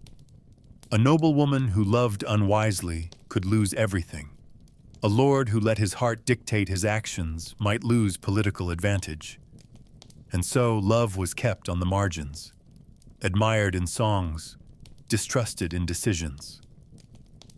Among commoners, love had slightly more room to grow, but even there it was far from guaranteed. Peasant families arranged marriages based on land, labor, and debt. A man might marry the daughter of a neighbor to gain a field or repay an obligation. A woman might be wed to a widower with children because her family could no longer support her. These matches were practical first and emotional second. Couples entered marriage as partners in survival, not as soulmates. They shared work, raised children, and faced hardship side by side. Sometimes this created intimacy, habits of care, mutual reliance, even tenderness. But it was a love that grew slowly, if at all, and not every marriage found it. Some couples remained distant for life, bound by necessity more than feeling, and in such cases no one expected more. The idea that a husband should be a best friend, or a wife a source of emotional fulfillment, would have seemed indulgent, luxuries for poets and the very lucky. Still, love did exist in the medieval world, though it often had to hide behind other names. A man might speak of respect, or admiration, or honor. A woman might describe comfort, safety, or a sense of home. These were the languages available, grounded, cautious, real. The blazing declarations of later centuries had no place in a culture shaped by survival and obedience. And yet, amid the contracts and obligations, real affection sometimes took root. A couple who learned each other's rhythms. A husband who quietly favored one child's name because his wife had chosen it. A wife who baked extra bread when her husband returned late from the field. These small acts were not celebrated in songs, but they built something solid. Love, when it came, was not a spark, but a slow-burning fire. Unexpected, hard-earned, and always shadowed by the knowledge that it might never have come at all. In the Middle Ages, love was not the beginning of marriage. It was, at best, its most improbable reward. In medieval Europe, a woman's legal identity did not survive her wedding day. Once married, she was no longer recognized as a separate person under the law. Her rights, property, and decisions were absorbed into her husband's authority. She could not own land in her own name, sign contracts, or appear independently in court without his permission. This legal condition was known in many regions as coverture, the idea that a woman was covered by her husband's legal status. It wasn't symbolic. It was absolute. Before marriage, a woman, particularly a widow or unmarried adult, might have limited rights over her dowry or inherited goods. After marriage, those rights vanished. Her voice in both legal and financial matters was replaced by his. She could not sue or be sued. She could not make wills. Even if she disagreed with how her husband managed their home or children, she had no legal standing to oppose him. In the eyes of the law, she had become part of him, and not the speaking part. This erasure was not accidental. It was designed to support a social order where the household was ruled by one authority. A man's word carried the weight of law within his family. The church, which promoted obedience and Jama hierarchy, reinforced this view through sermons and doctrine. A wife was told to submit to her husband as she would to God. Her silence was considered a virtue, her deference a sign of harmony. And though noble women occasionally held influence through informal power, managing estates while husbands were at war, or negotiating marriages for their children, this influence was never enshrined in law. It existed only as an extension of her husband's role, or in his absence. Among peasants, the system was just as firm. A village wife might work in the fields, manage the household accounts, or run a small side trade. but she did so under her husband's name. If he died, she might temporarily regain some rights. If he lived, she remained legally invisible. The few exceptions only underscored the rule.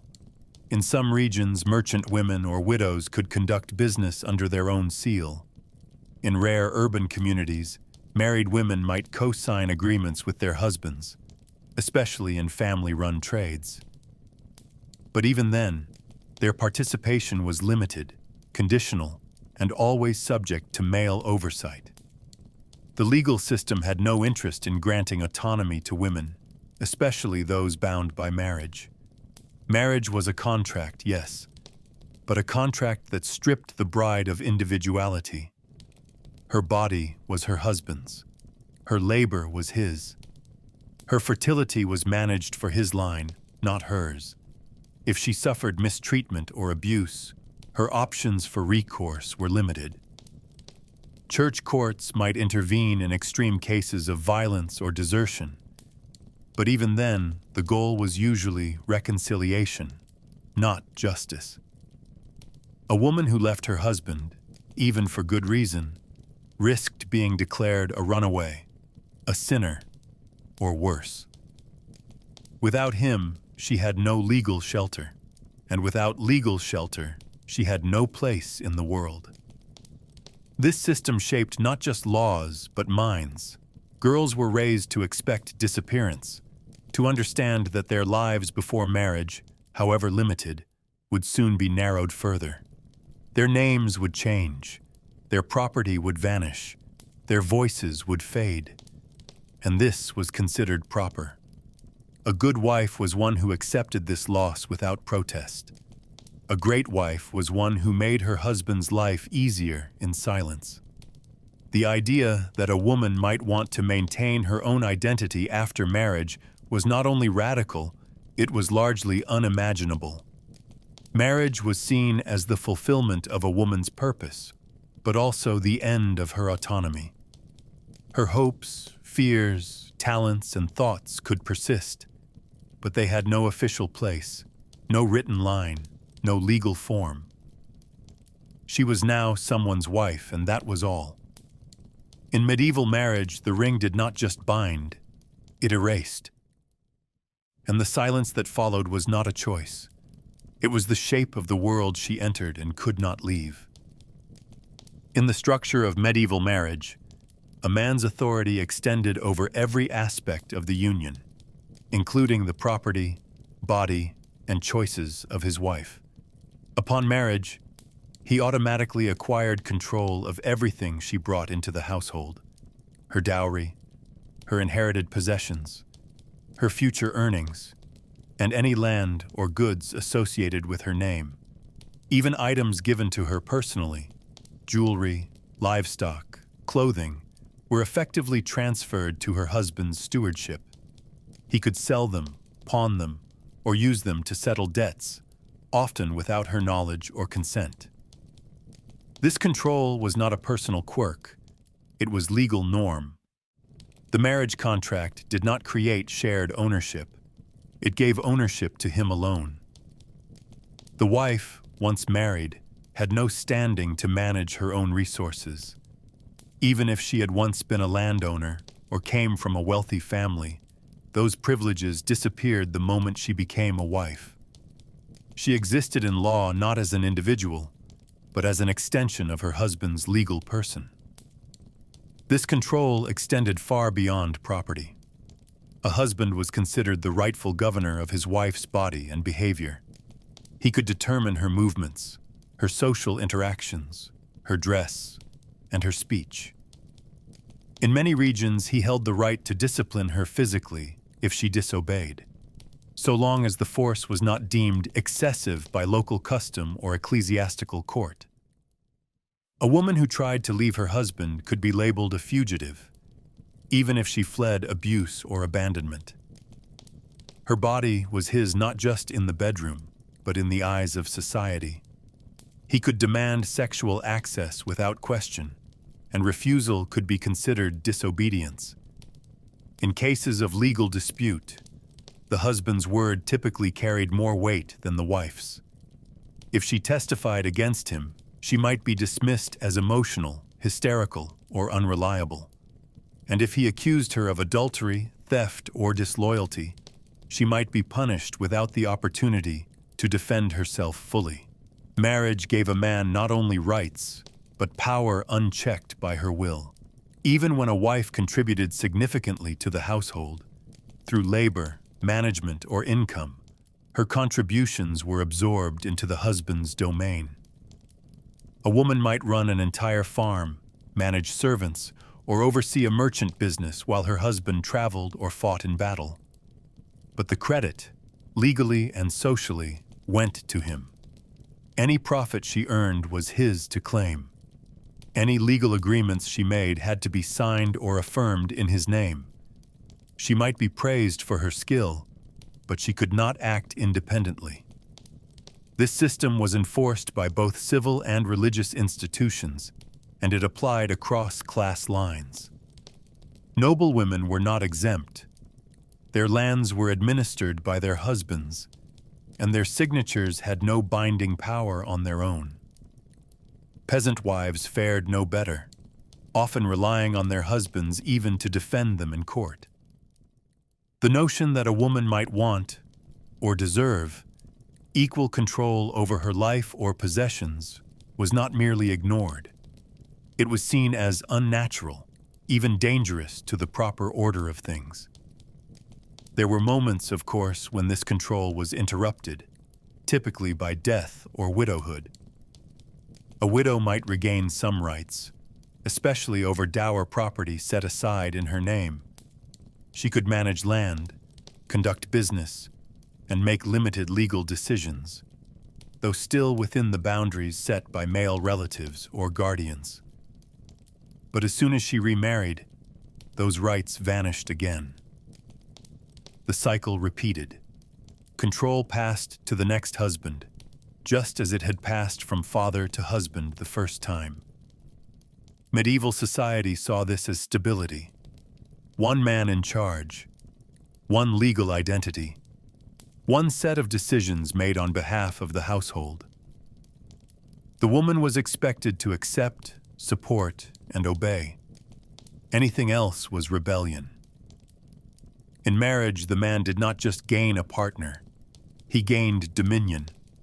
And for the woman, love or happiness mattered little compared to what she lost: autonomy, voice, and any claim to what had once been hers. The wedding ceremony, full of vows and blessings, marked not a union of equals, but a formal transfer of power. In a world where marriage stripped women of legal identity and autonomy, widowhood offered a rare, fleeting moment of power. When a woman's husband died, she was no longer covered by his authority.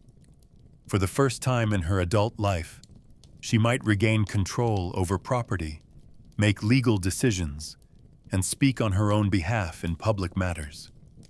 If her husband had arranged a proper dower, a portion of his estate set aside for her use, she could live on that land, collect rents, manage servants, and even defend her rights in court.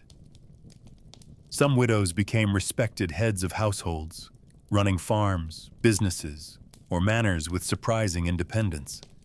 For women who had spent years in silent obedience, this transition could feel like freedom.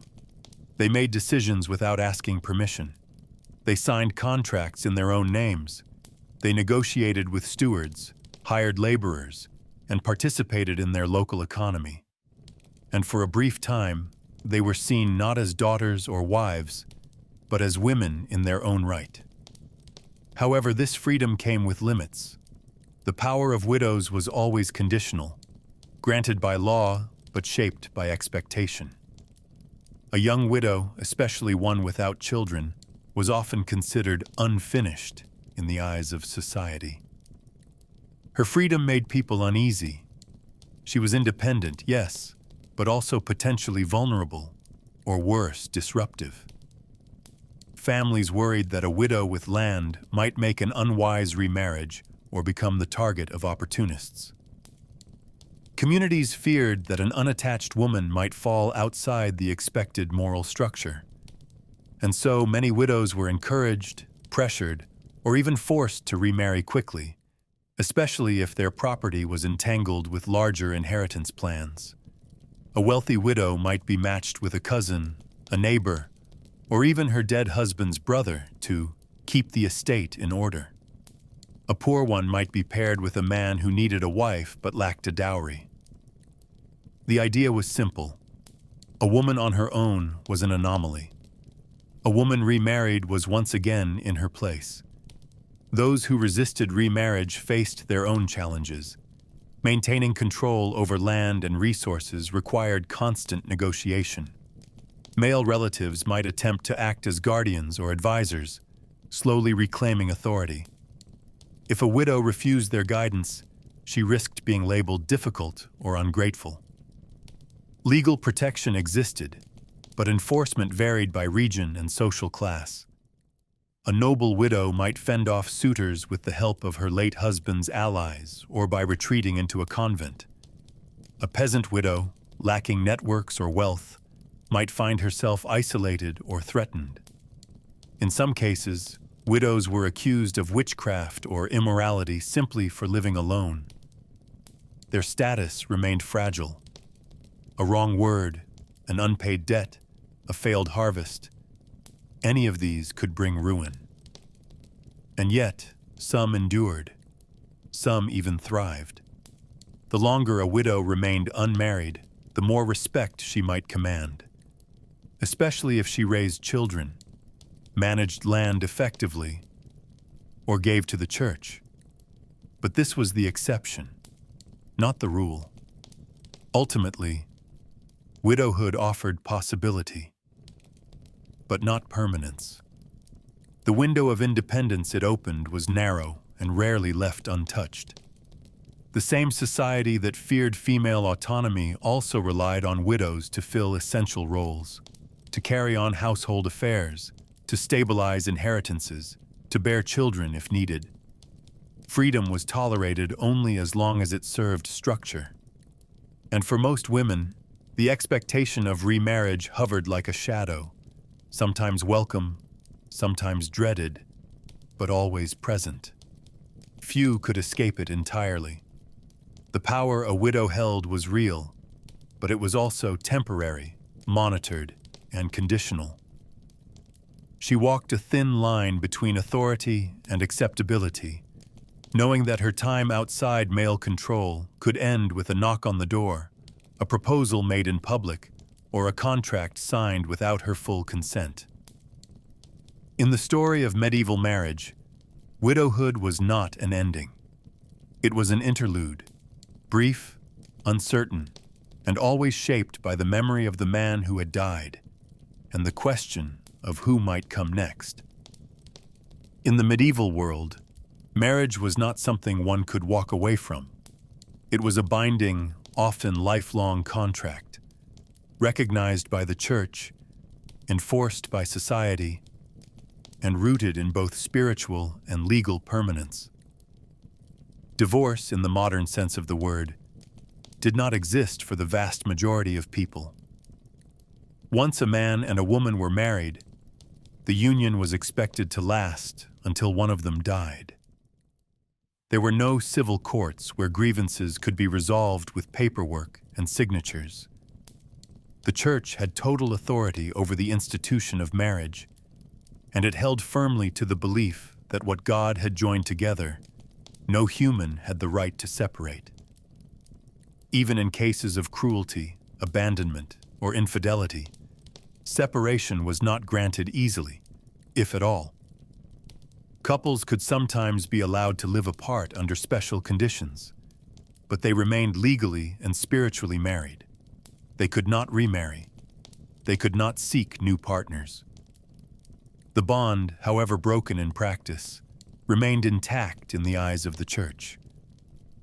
This rigidity created a trap for many, especially women. A wife beaten by her husband had almost no legal protection. If she left the household, she might be considered rebellious or immoral. If she stayed, she endured whatever treatment he chose to inflict. Some women appealed to church courts for relief, but the outcomes were inconsistent. At best, a priest might order the husband to behave more kindly. At worst, the woman could be ordered back into the home. For men, the situation was little better if they were married to a disobedient or barren wife. They could complain, shame, or even petition for annulment, but unless they had high status and influence, their requests were rarely approved. Annulments were reserved for the powerful and the wealthy, those who could argue that the marriage had been invalid from the start, due to some technical or hidden flaw. For ordinary people, the vows once spoken were chains, not choices, and those chains only broke with death. Even separation, when allowed, came with severe restrictions. A husband and wife could petition to live from bed and board, meaning they were no longer required to share a household or intimacy. This was not true divorce. It was more like an official tolerance of estrangement. They were still expected to remain faithful to one another. They could not pursue other partners or seek love elsewhere. Their property remained entangled. Their children were still legitimate, and their social identities, husband and wife, were unchanged. In many cases, even this level of separation required compelling evidence, extreme cruelty, abandonment, or threats to life. And the proceedings were long, expensive, and often humiliating. Witnesses had to testify, priests had to rule, bishops had to review. Most never bothered to try. The costs, financial, emotional, and reputational, were too high.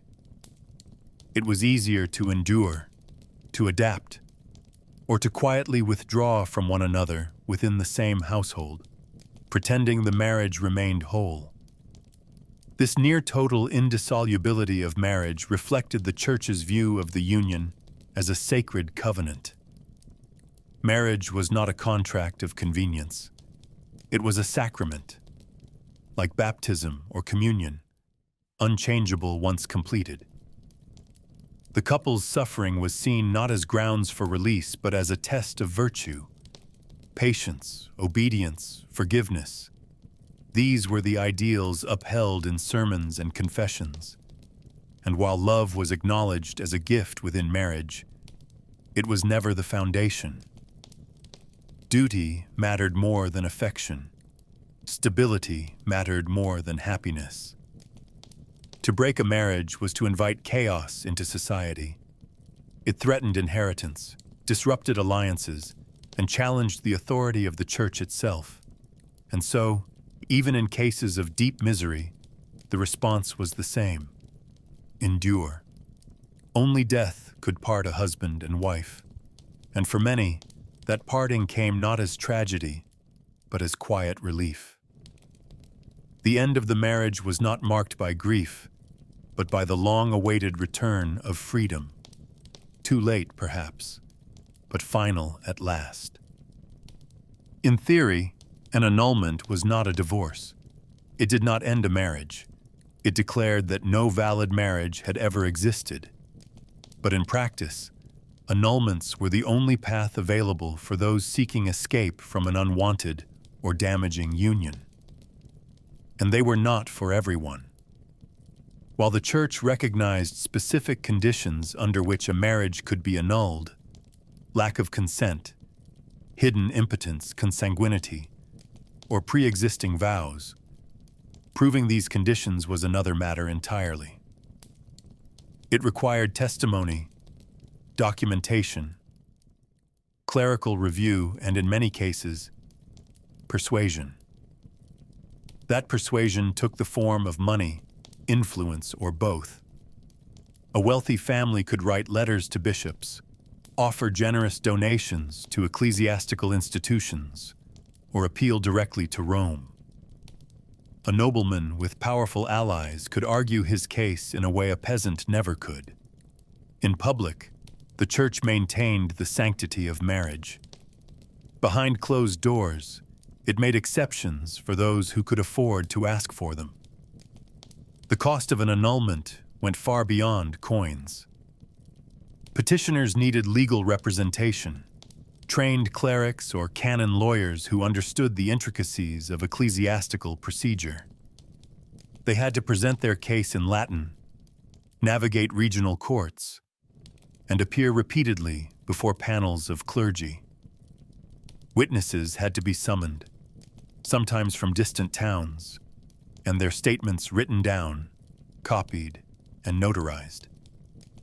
A case could take months or years. In the meantime, the spouses remained legally bound, often living apart in limbo.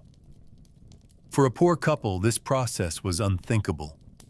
They lacked the money, education, and social reach to even initiate the first step, and so they remained married, regardless of abuse, neglect, or incompatibility.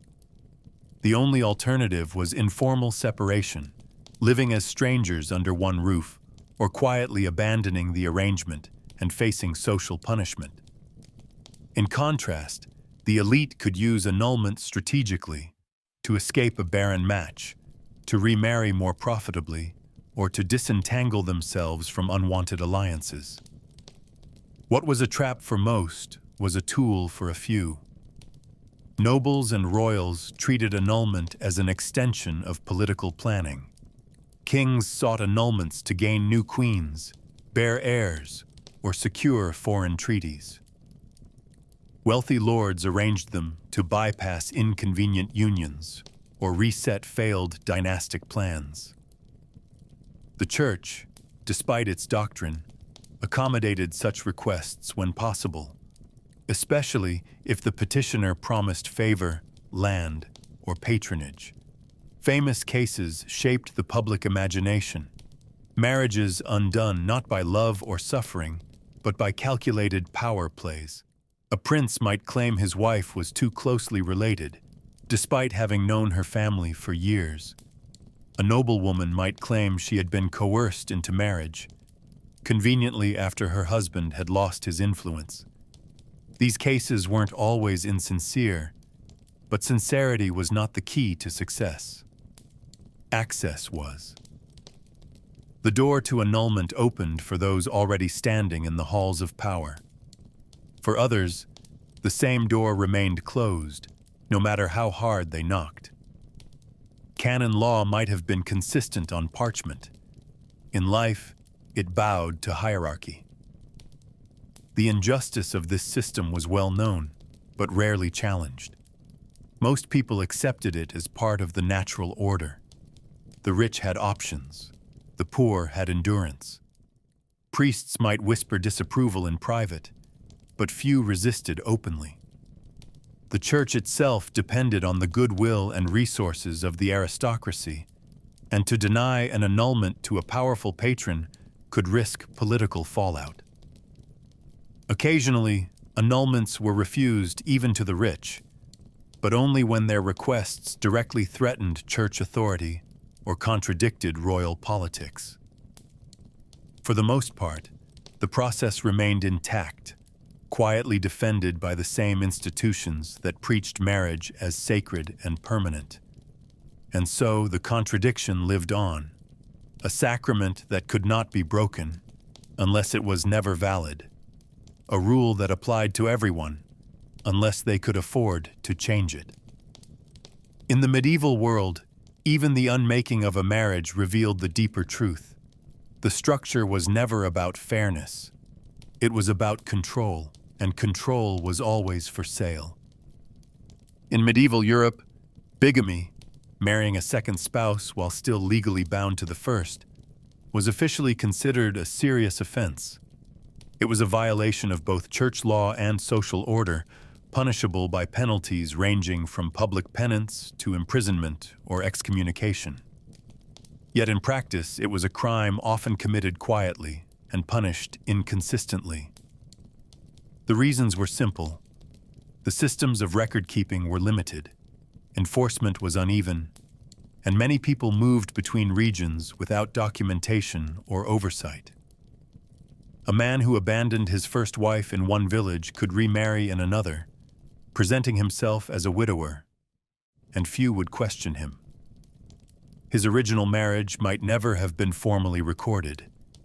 His wife might have no means to follow him or appeal to the church, and even if she did, the authorities were often reluctant to pursue the matter unless it disrupted local peace or property claims. In a world built on appearances and reputation, bigamy thrived in the shadows, not because it was accepted, but because it was inconvenient to confront. For the church, bigamy posed a threat to the sanctity of marriage. It undermined the notion of marriage as a permanent, exclusive bond. Official doctrine was clear. A person could not have more than one living spouse, and any union formed while another existed was null and void. But the challenge lay in proving it. Canon courts required witnesses, written contracts, or community testimony, none of which were always available. Many marriages, especially among peasants, were established verbally, with no priest present and no formal record kept. If a man or woman moved to a new town and claimed to be unmarried, there was often no way to verify the truth. The church might issue general warnings against bigamy from the pulpit, but actual prosecutions were rare. Most ecclesiastical judges focused on cases involving inheritance disputes, property transfers, or noble families where lineage mattered. For ordinary people, the rule existed, but it lived largely in theory. The moral crime was real. The consequences were not. Among men, especially those who traveled, merchants, soldiers, craftsmen, bigamy was more common than the church dared admit. A man might marry in one town, leave during a famine or war, and settle elsewhere, presenting himself as single. If enough years had passed, and if his first wife had no means to find him, the deception could hold.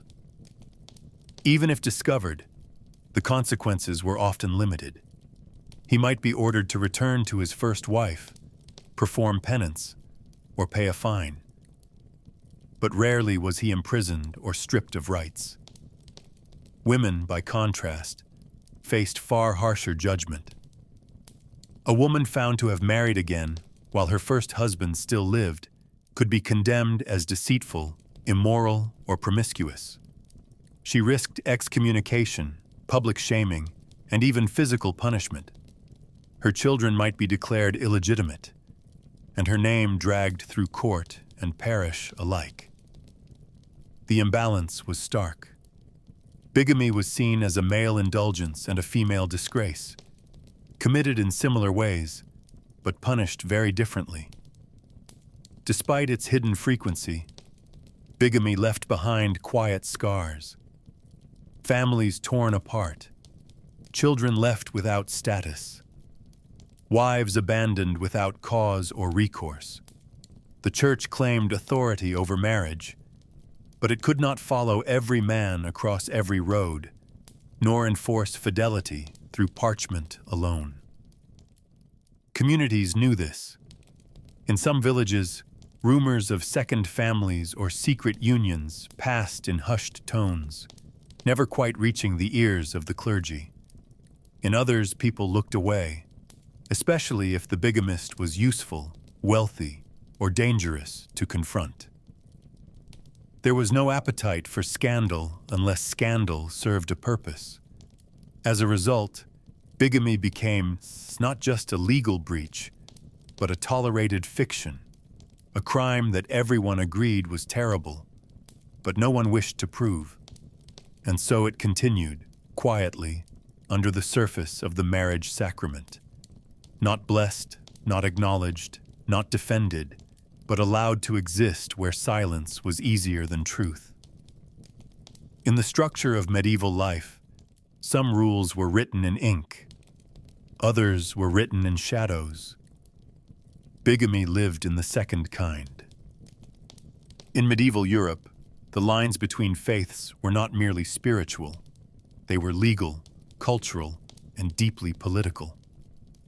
Interfaith marriages, particularly between Christians and Jews or Muslims, were explicitly forbidden by both church law and secular authorities. These prohibitions were not minor rules buried in obscure texts. They were foundational to the social order.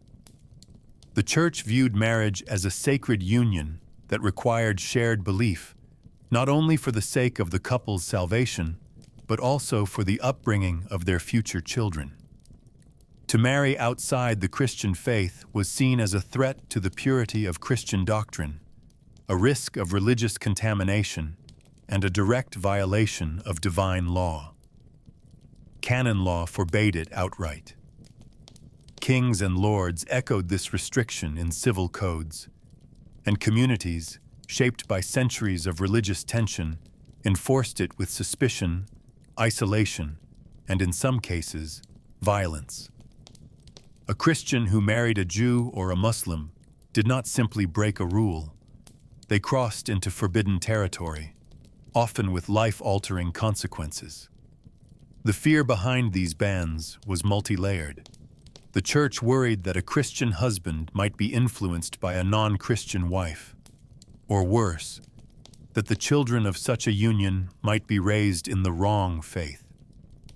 Salvation was at stake, and with it, the stability of Christendom itself. In the case of a Christian woman marrying a Jewish or Muslim man, the fears were even more pronounced. Women were seen as spiritually weaker, more easily led astray, and incapable of defending orthodoxy without male guidance. A Christian woman in a non-Christian household was viewed as a lost soul, and the church, in its role as guardian, did not allow her to stray. Secular rulers shared these anxieties, though often for more practical reasons. Interfaith marriages could blur lines of loyalty, property, and inheritance. They challenged the clean division of communities, especially in towns where Jews lived in designated quarters or Muslims occupied separate administrative roles. Mixing families meant mixing laws, customs, and rights, something few rulers were willing to tolerate. Despite the harshness of these laws, interfaith relationships did occur, often in the shadows. In regions of Spain during periods of relative tolerance under Muslim rule, some Christian-Muslim unions developed quietly, particularly in rural areas where communities overlapped more fluidly. In trading ports and frontier towns, economic cooperation sometimes gave way to personal bonds. But even in these spaces, the risk was constant. Christian authorities often launched investigations to root out such unions, sometimes separating couples forcibly or punishing the Christian party with fines, excommunication, or imprisonment. For the Jewish or Muslim partner, the consequences could be worse. Public execution was not unheard of in periods of religious crackdown. Conversions were sometimes demanded as a condition for marriage, but even then, the sincerity of the convert was always suspect. A Jew who converted to Christianity to marry a Christian might still be treated with suspicion, both by their new community and the one they left behind. True acceptance remained elusive. The impact of these prohibitions was not only legal, but deeply human. Love, desire, curiosity, these did not disappear in the face of dogma. But they were driven underground, forced to exist in silence or secrecy. Families were divided. Children were hidden or denied. In some tragic cases, women were kidnapped and forcibly baptized to legitimize their unions. In others, entire families fled their homelands to escape punishment. The rigid boundaries of faith created not only divisions between communities, but wounds within hearts. Interfaith marriage in the Middle Ages was not simply a private choice. It was a public defiance.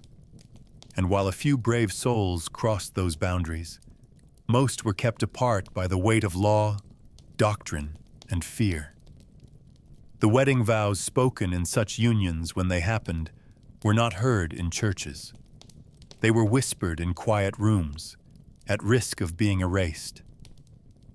And though the church claimed to protect the soul through its laws, it also ensured that many hearts were left in silence, unseen, unloved, and officially unwelcome.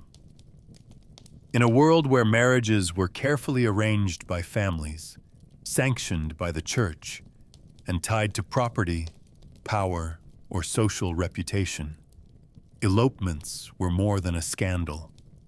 They were a direct defiance of everything the medieval world held sacred. When a young couple ran away together, they weren't just following their hearts.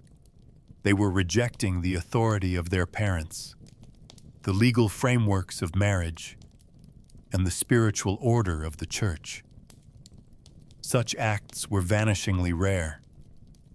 Not because people didn't long for romantic love, but because the consequences were simply too high. An elopement could lead to disinheritance, excommunication, or worse, imprisonment or public shame. In noble families, a runaway bride could start a war.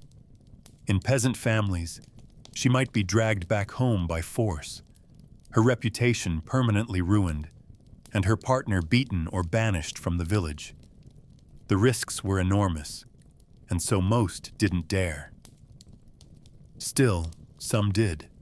The rare stories of elopement in medieval times usually came from the margins. Young lovers without inheritance to lose, or women fleeing abusive fathers or forced marriages. They would sneak away at night, hoping to find a priest sympathetic enough to marry them in secret, or else claiming a clandestine exchange of vows as a valid union. Church law did, in fact, recognize marriages made by mutual consent, even without witnesses or ceremony, as legally binding. That technicality offered just enough of a loophole for some to try. But recognition didn't mean protection. Once found, couples could be separated, their union declared invalid, and punishments handed down by local authorities or furious kin. The church might forgive, but families rarely did. And forgiveness did not restore land, dowry, or reputation. The elopement of a noblewoman was particularly explosive. Her body was tied to her family's honor and its alliances. Running away was not just personal rebellion. It was political sabotage. There are recorded instances of knights whisking away noble daughters, either with or without their consent, in what were often called abductions. Some of these may have been romantic.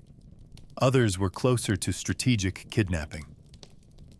In any case, the result was chaos. Lords demanded satisfaction, fathers raised militias, and kings were drawn into bitter legal disputes.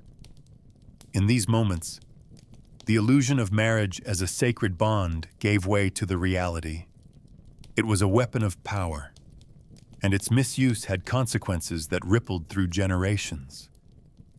Even when love was real, the elopement threatened too much. Not only the couple, but everyone connected to them.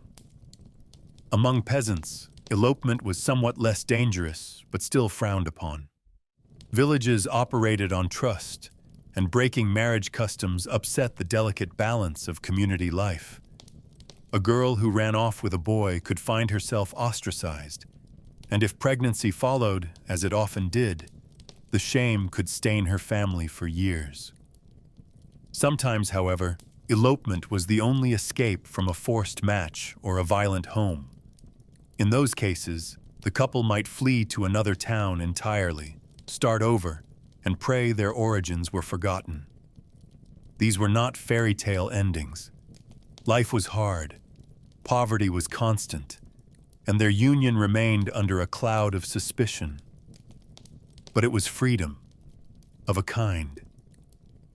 And in a time when most people had no say in who they married, that tiny spark of rebellion, however costly, was still something profound. Elopements happened, yes, but only when love burned hot enough to risk everything. For many medieval families, especially those of modest means, a wedding was not just a joyful occasion, it was a financial gamble. Hosting a wedding, even a simple one, involved costs that could stretch a family's resources far beyond their limits. Food had to be provided not just for close relatives, but for the entire community. Ale flowed freely, and even the poorest families were expected to offer meat, bread, and sweetened pastries to their guests. The pressure to impress neighbors or maintain a family's honor meant that no expense could be spared, even if it meant borrowing money or pawning possessions. In some villages, it was common to go into debt for a wedding, with the hope that gifts or dowries would help recoup the losses, though they often didn't. The celebration might last only a day or two, but the debt could haunt a family for years afterward, leaving a lingering bitterness beneath the surface of the marriage it was meant to bless. Clothing was another major expense. A bride was expected to wear her finest garments, often a new gown, embroidered if possible, with layers and color to indicate her family's pride. Even among peasants, the wedding outfit had symbolic importance. It might be reused for years afterward, but it had to dazzle on that one important day. Grooms, too, needed something respectable, often borrowing or sharing garments with others. For noble families, the stakes were even higher. Imported fabrics, jeweled belts, and custom-made accessories were the norm, not the exception. Tailors and seamstresses worked long hours in advance of major weddings, and their services did not come cheap. If a family had several daughters to marry off, the cost of weddings could bankrupt them, especially if dowries were expected on top of it. The social obligation to perform wealth, even when that wealth did not exist, created a cycle of debt and performance that turned the happiest day into an economic burden. Gifts exchanged during the wedding added another layer of strain. Guests were expected to bring something, often symbolic or handmade, but the couple and their families were also expected to give. Coins, rings, embroidered linens, or feasting leftovers were distributed as tokens of goodwill. Among the nobility, gift-giving could take on diplomatic weight, involving land deeds, livestock, or servants. Every exchange was public, and every omission noticed. Failing to offer a gift, or offering one considered cheap, could damage a family's reputation. And so people stretched their budgets to offer more than they could afford, sometimes buying on credit or mortgaging what little they had. After the celebration ended and the wine ran dry, reality returned with weight. Loans needed repaying. Promises made during the festivities came due. And if the harvest was poor that year or a plague struck the region, what was meant to be a union of joy could quickly become a source of suffering and resentment. Even in church records and manorial accounts, there are hints of this financial toll. Debts incurred for marriage purposes were not uncommon in legal disputes or complaints. Sometimes these debts were between neighbors. More often, they were owed to wealthier landlords or moneylenders. In rare cases, a wedding debt could even be inherited, passed on to children if the parents died before repaying it. And yet, despite the risk, people continued to marry in this way. Why? Because to do otherwise meant shame. A modest wedding was tolerated, but a scandalously poor one could brand a family as failures. In a society where social standing determined survival, even the poorest tried to celebrate with some display of dignity. Weddings, then, were not simply personal or romantic events. They were social performances with real costs, costs that often outlived the flowers and faded music. The union of two people might bring joy, but for many families, it also brought the slow weight of debt. Marriage in medieval times was not just a change in relationship status. It was a total transformation of one's identity, responsibilities, and place in the world.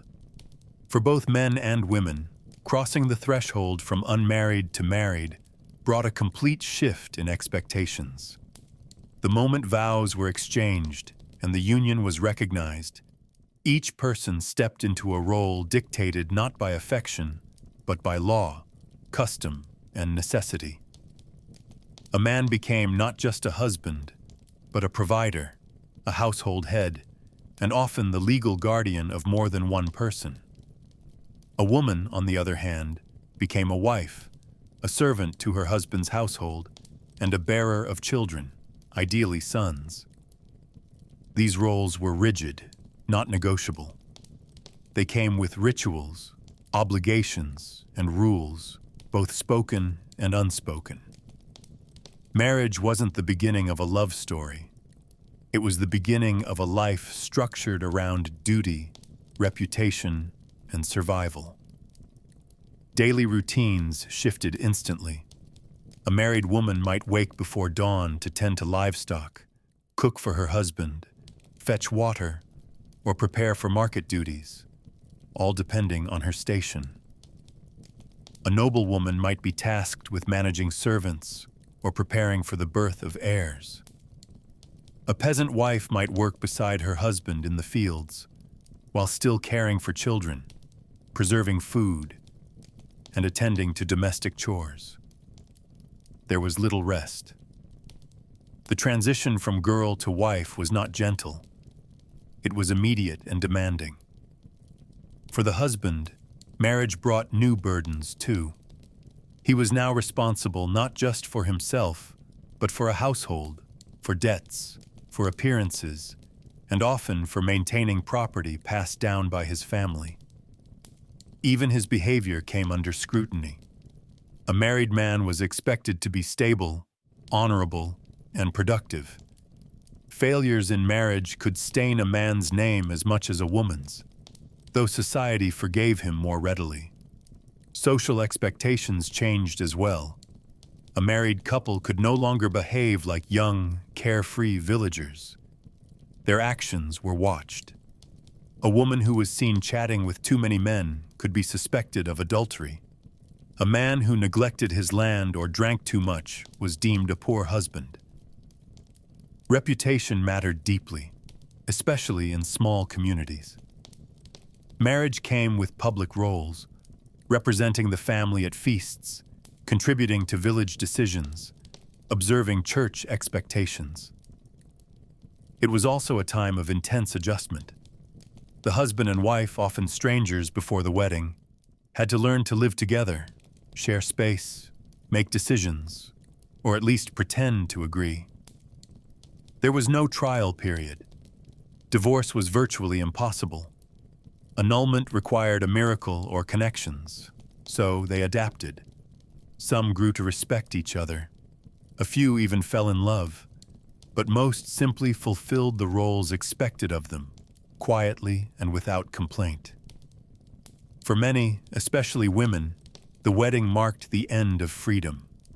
Whatever dreams they may have had were pushed aside by the sheer weight of responsibility. A woman could no longer own property in her name. She could not leave her husband without cause. Her body, her labor, even her voice were no longer fully hers. Yet within this framework, life continued. Children were born, harvests were gathered, and families grew. There were small joys, a kind word, a warm fire, a shared laugh. Over time, some marriages softened into partnership, others hardened into quiet endurance. But either way, the rules remained. You married not to change your life, but to step into the life others had written for you. Marriage in the medieval world wasn't a personal journey. It was a public institution. And once entered, there was no turning back, only learning to live with the weight of it. Thanks for staying with us through the long shadows of medieval marriage. History rarely offers comfort, but it always offers clarity. What began as a union of families, debts, and duties shaped entire lives, for better or worse. Now, as you return to your world, may you carry a little more understanding of theirs. Sleep well. We'll see you next time.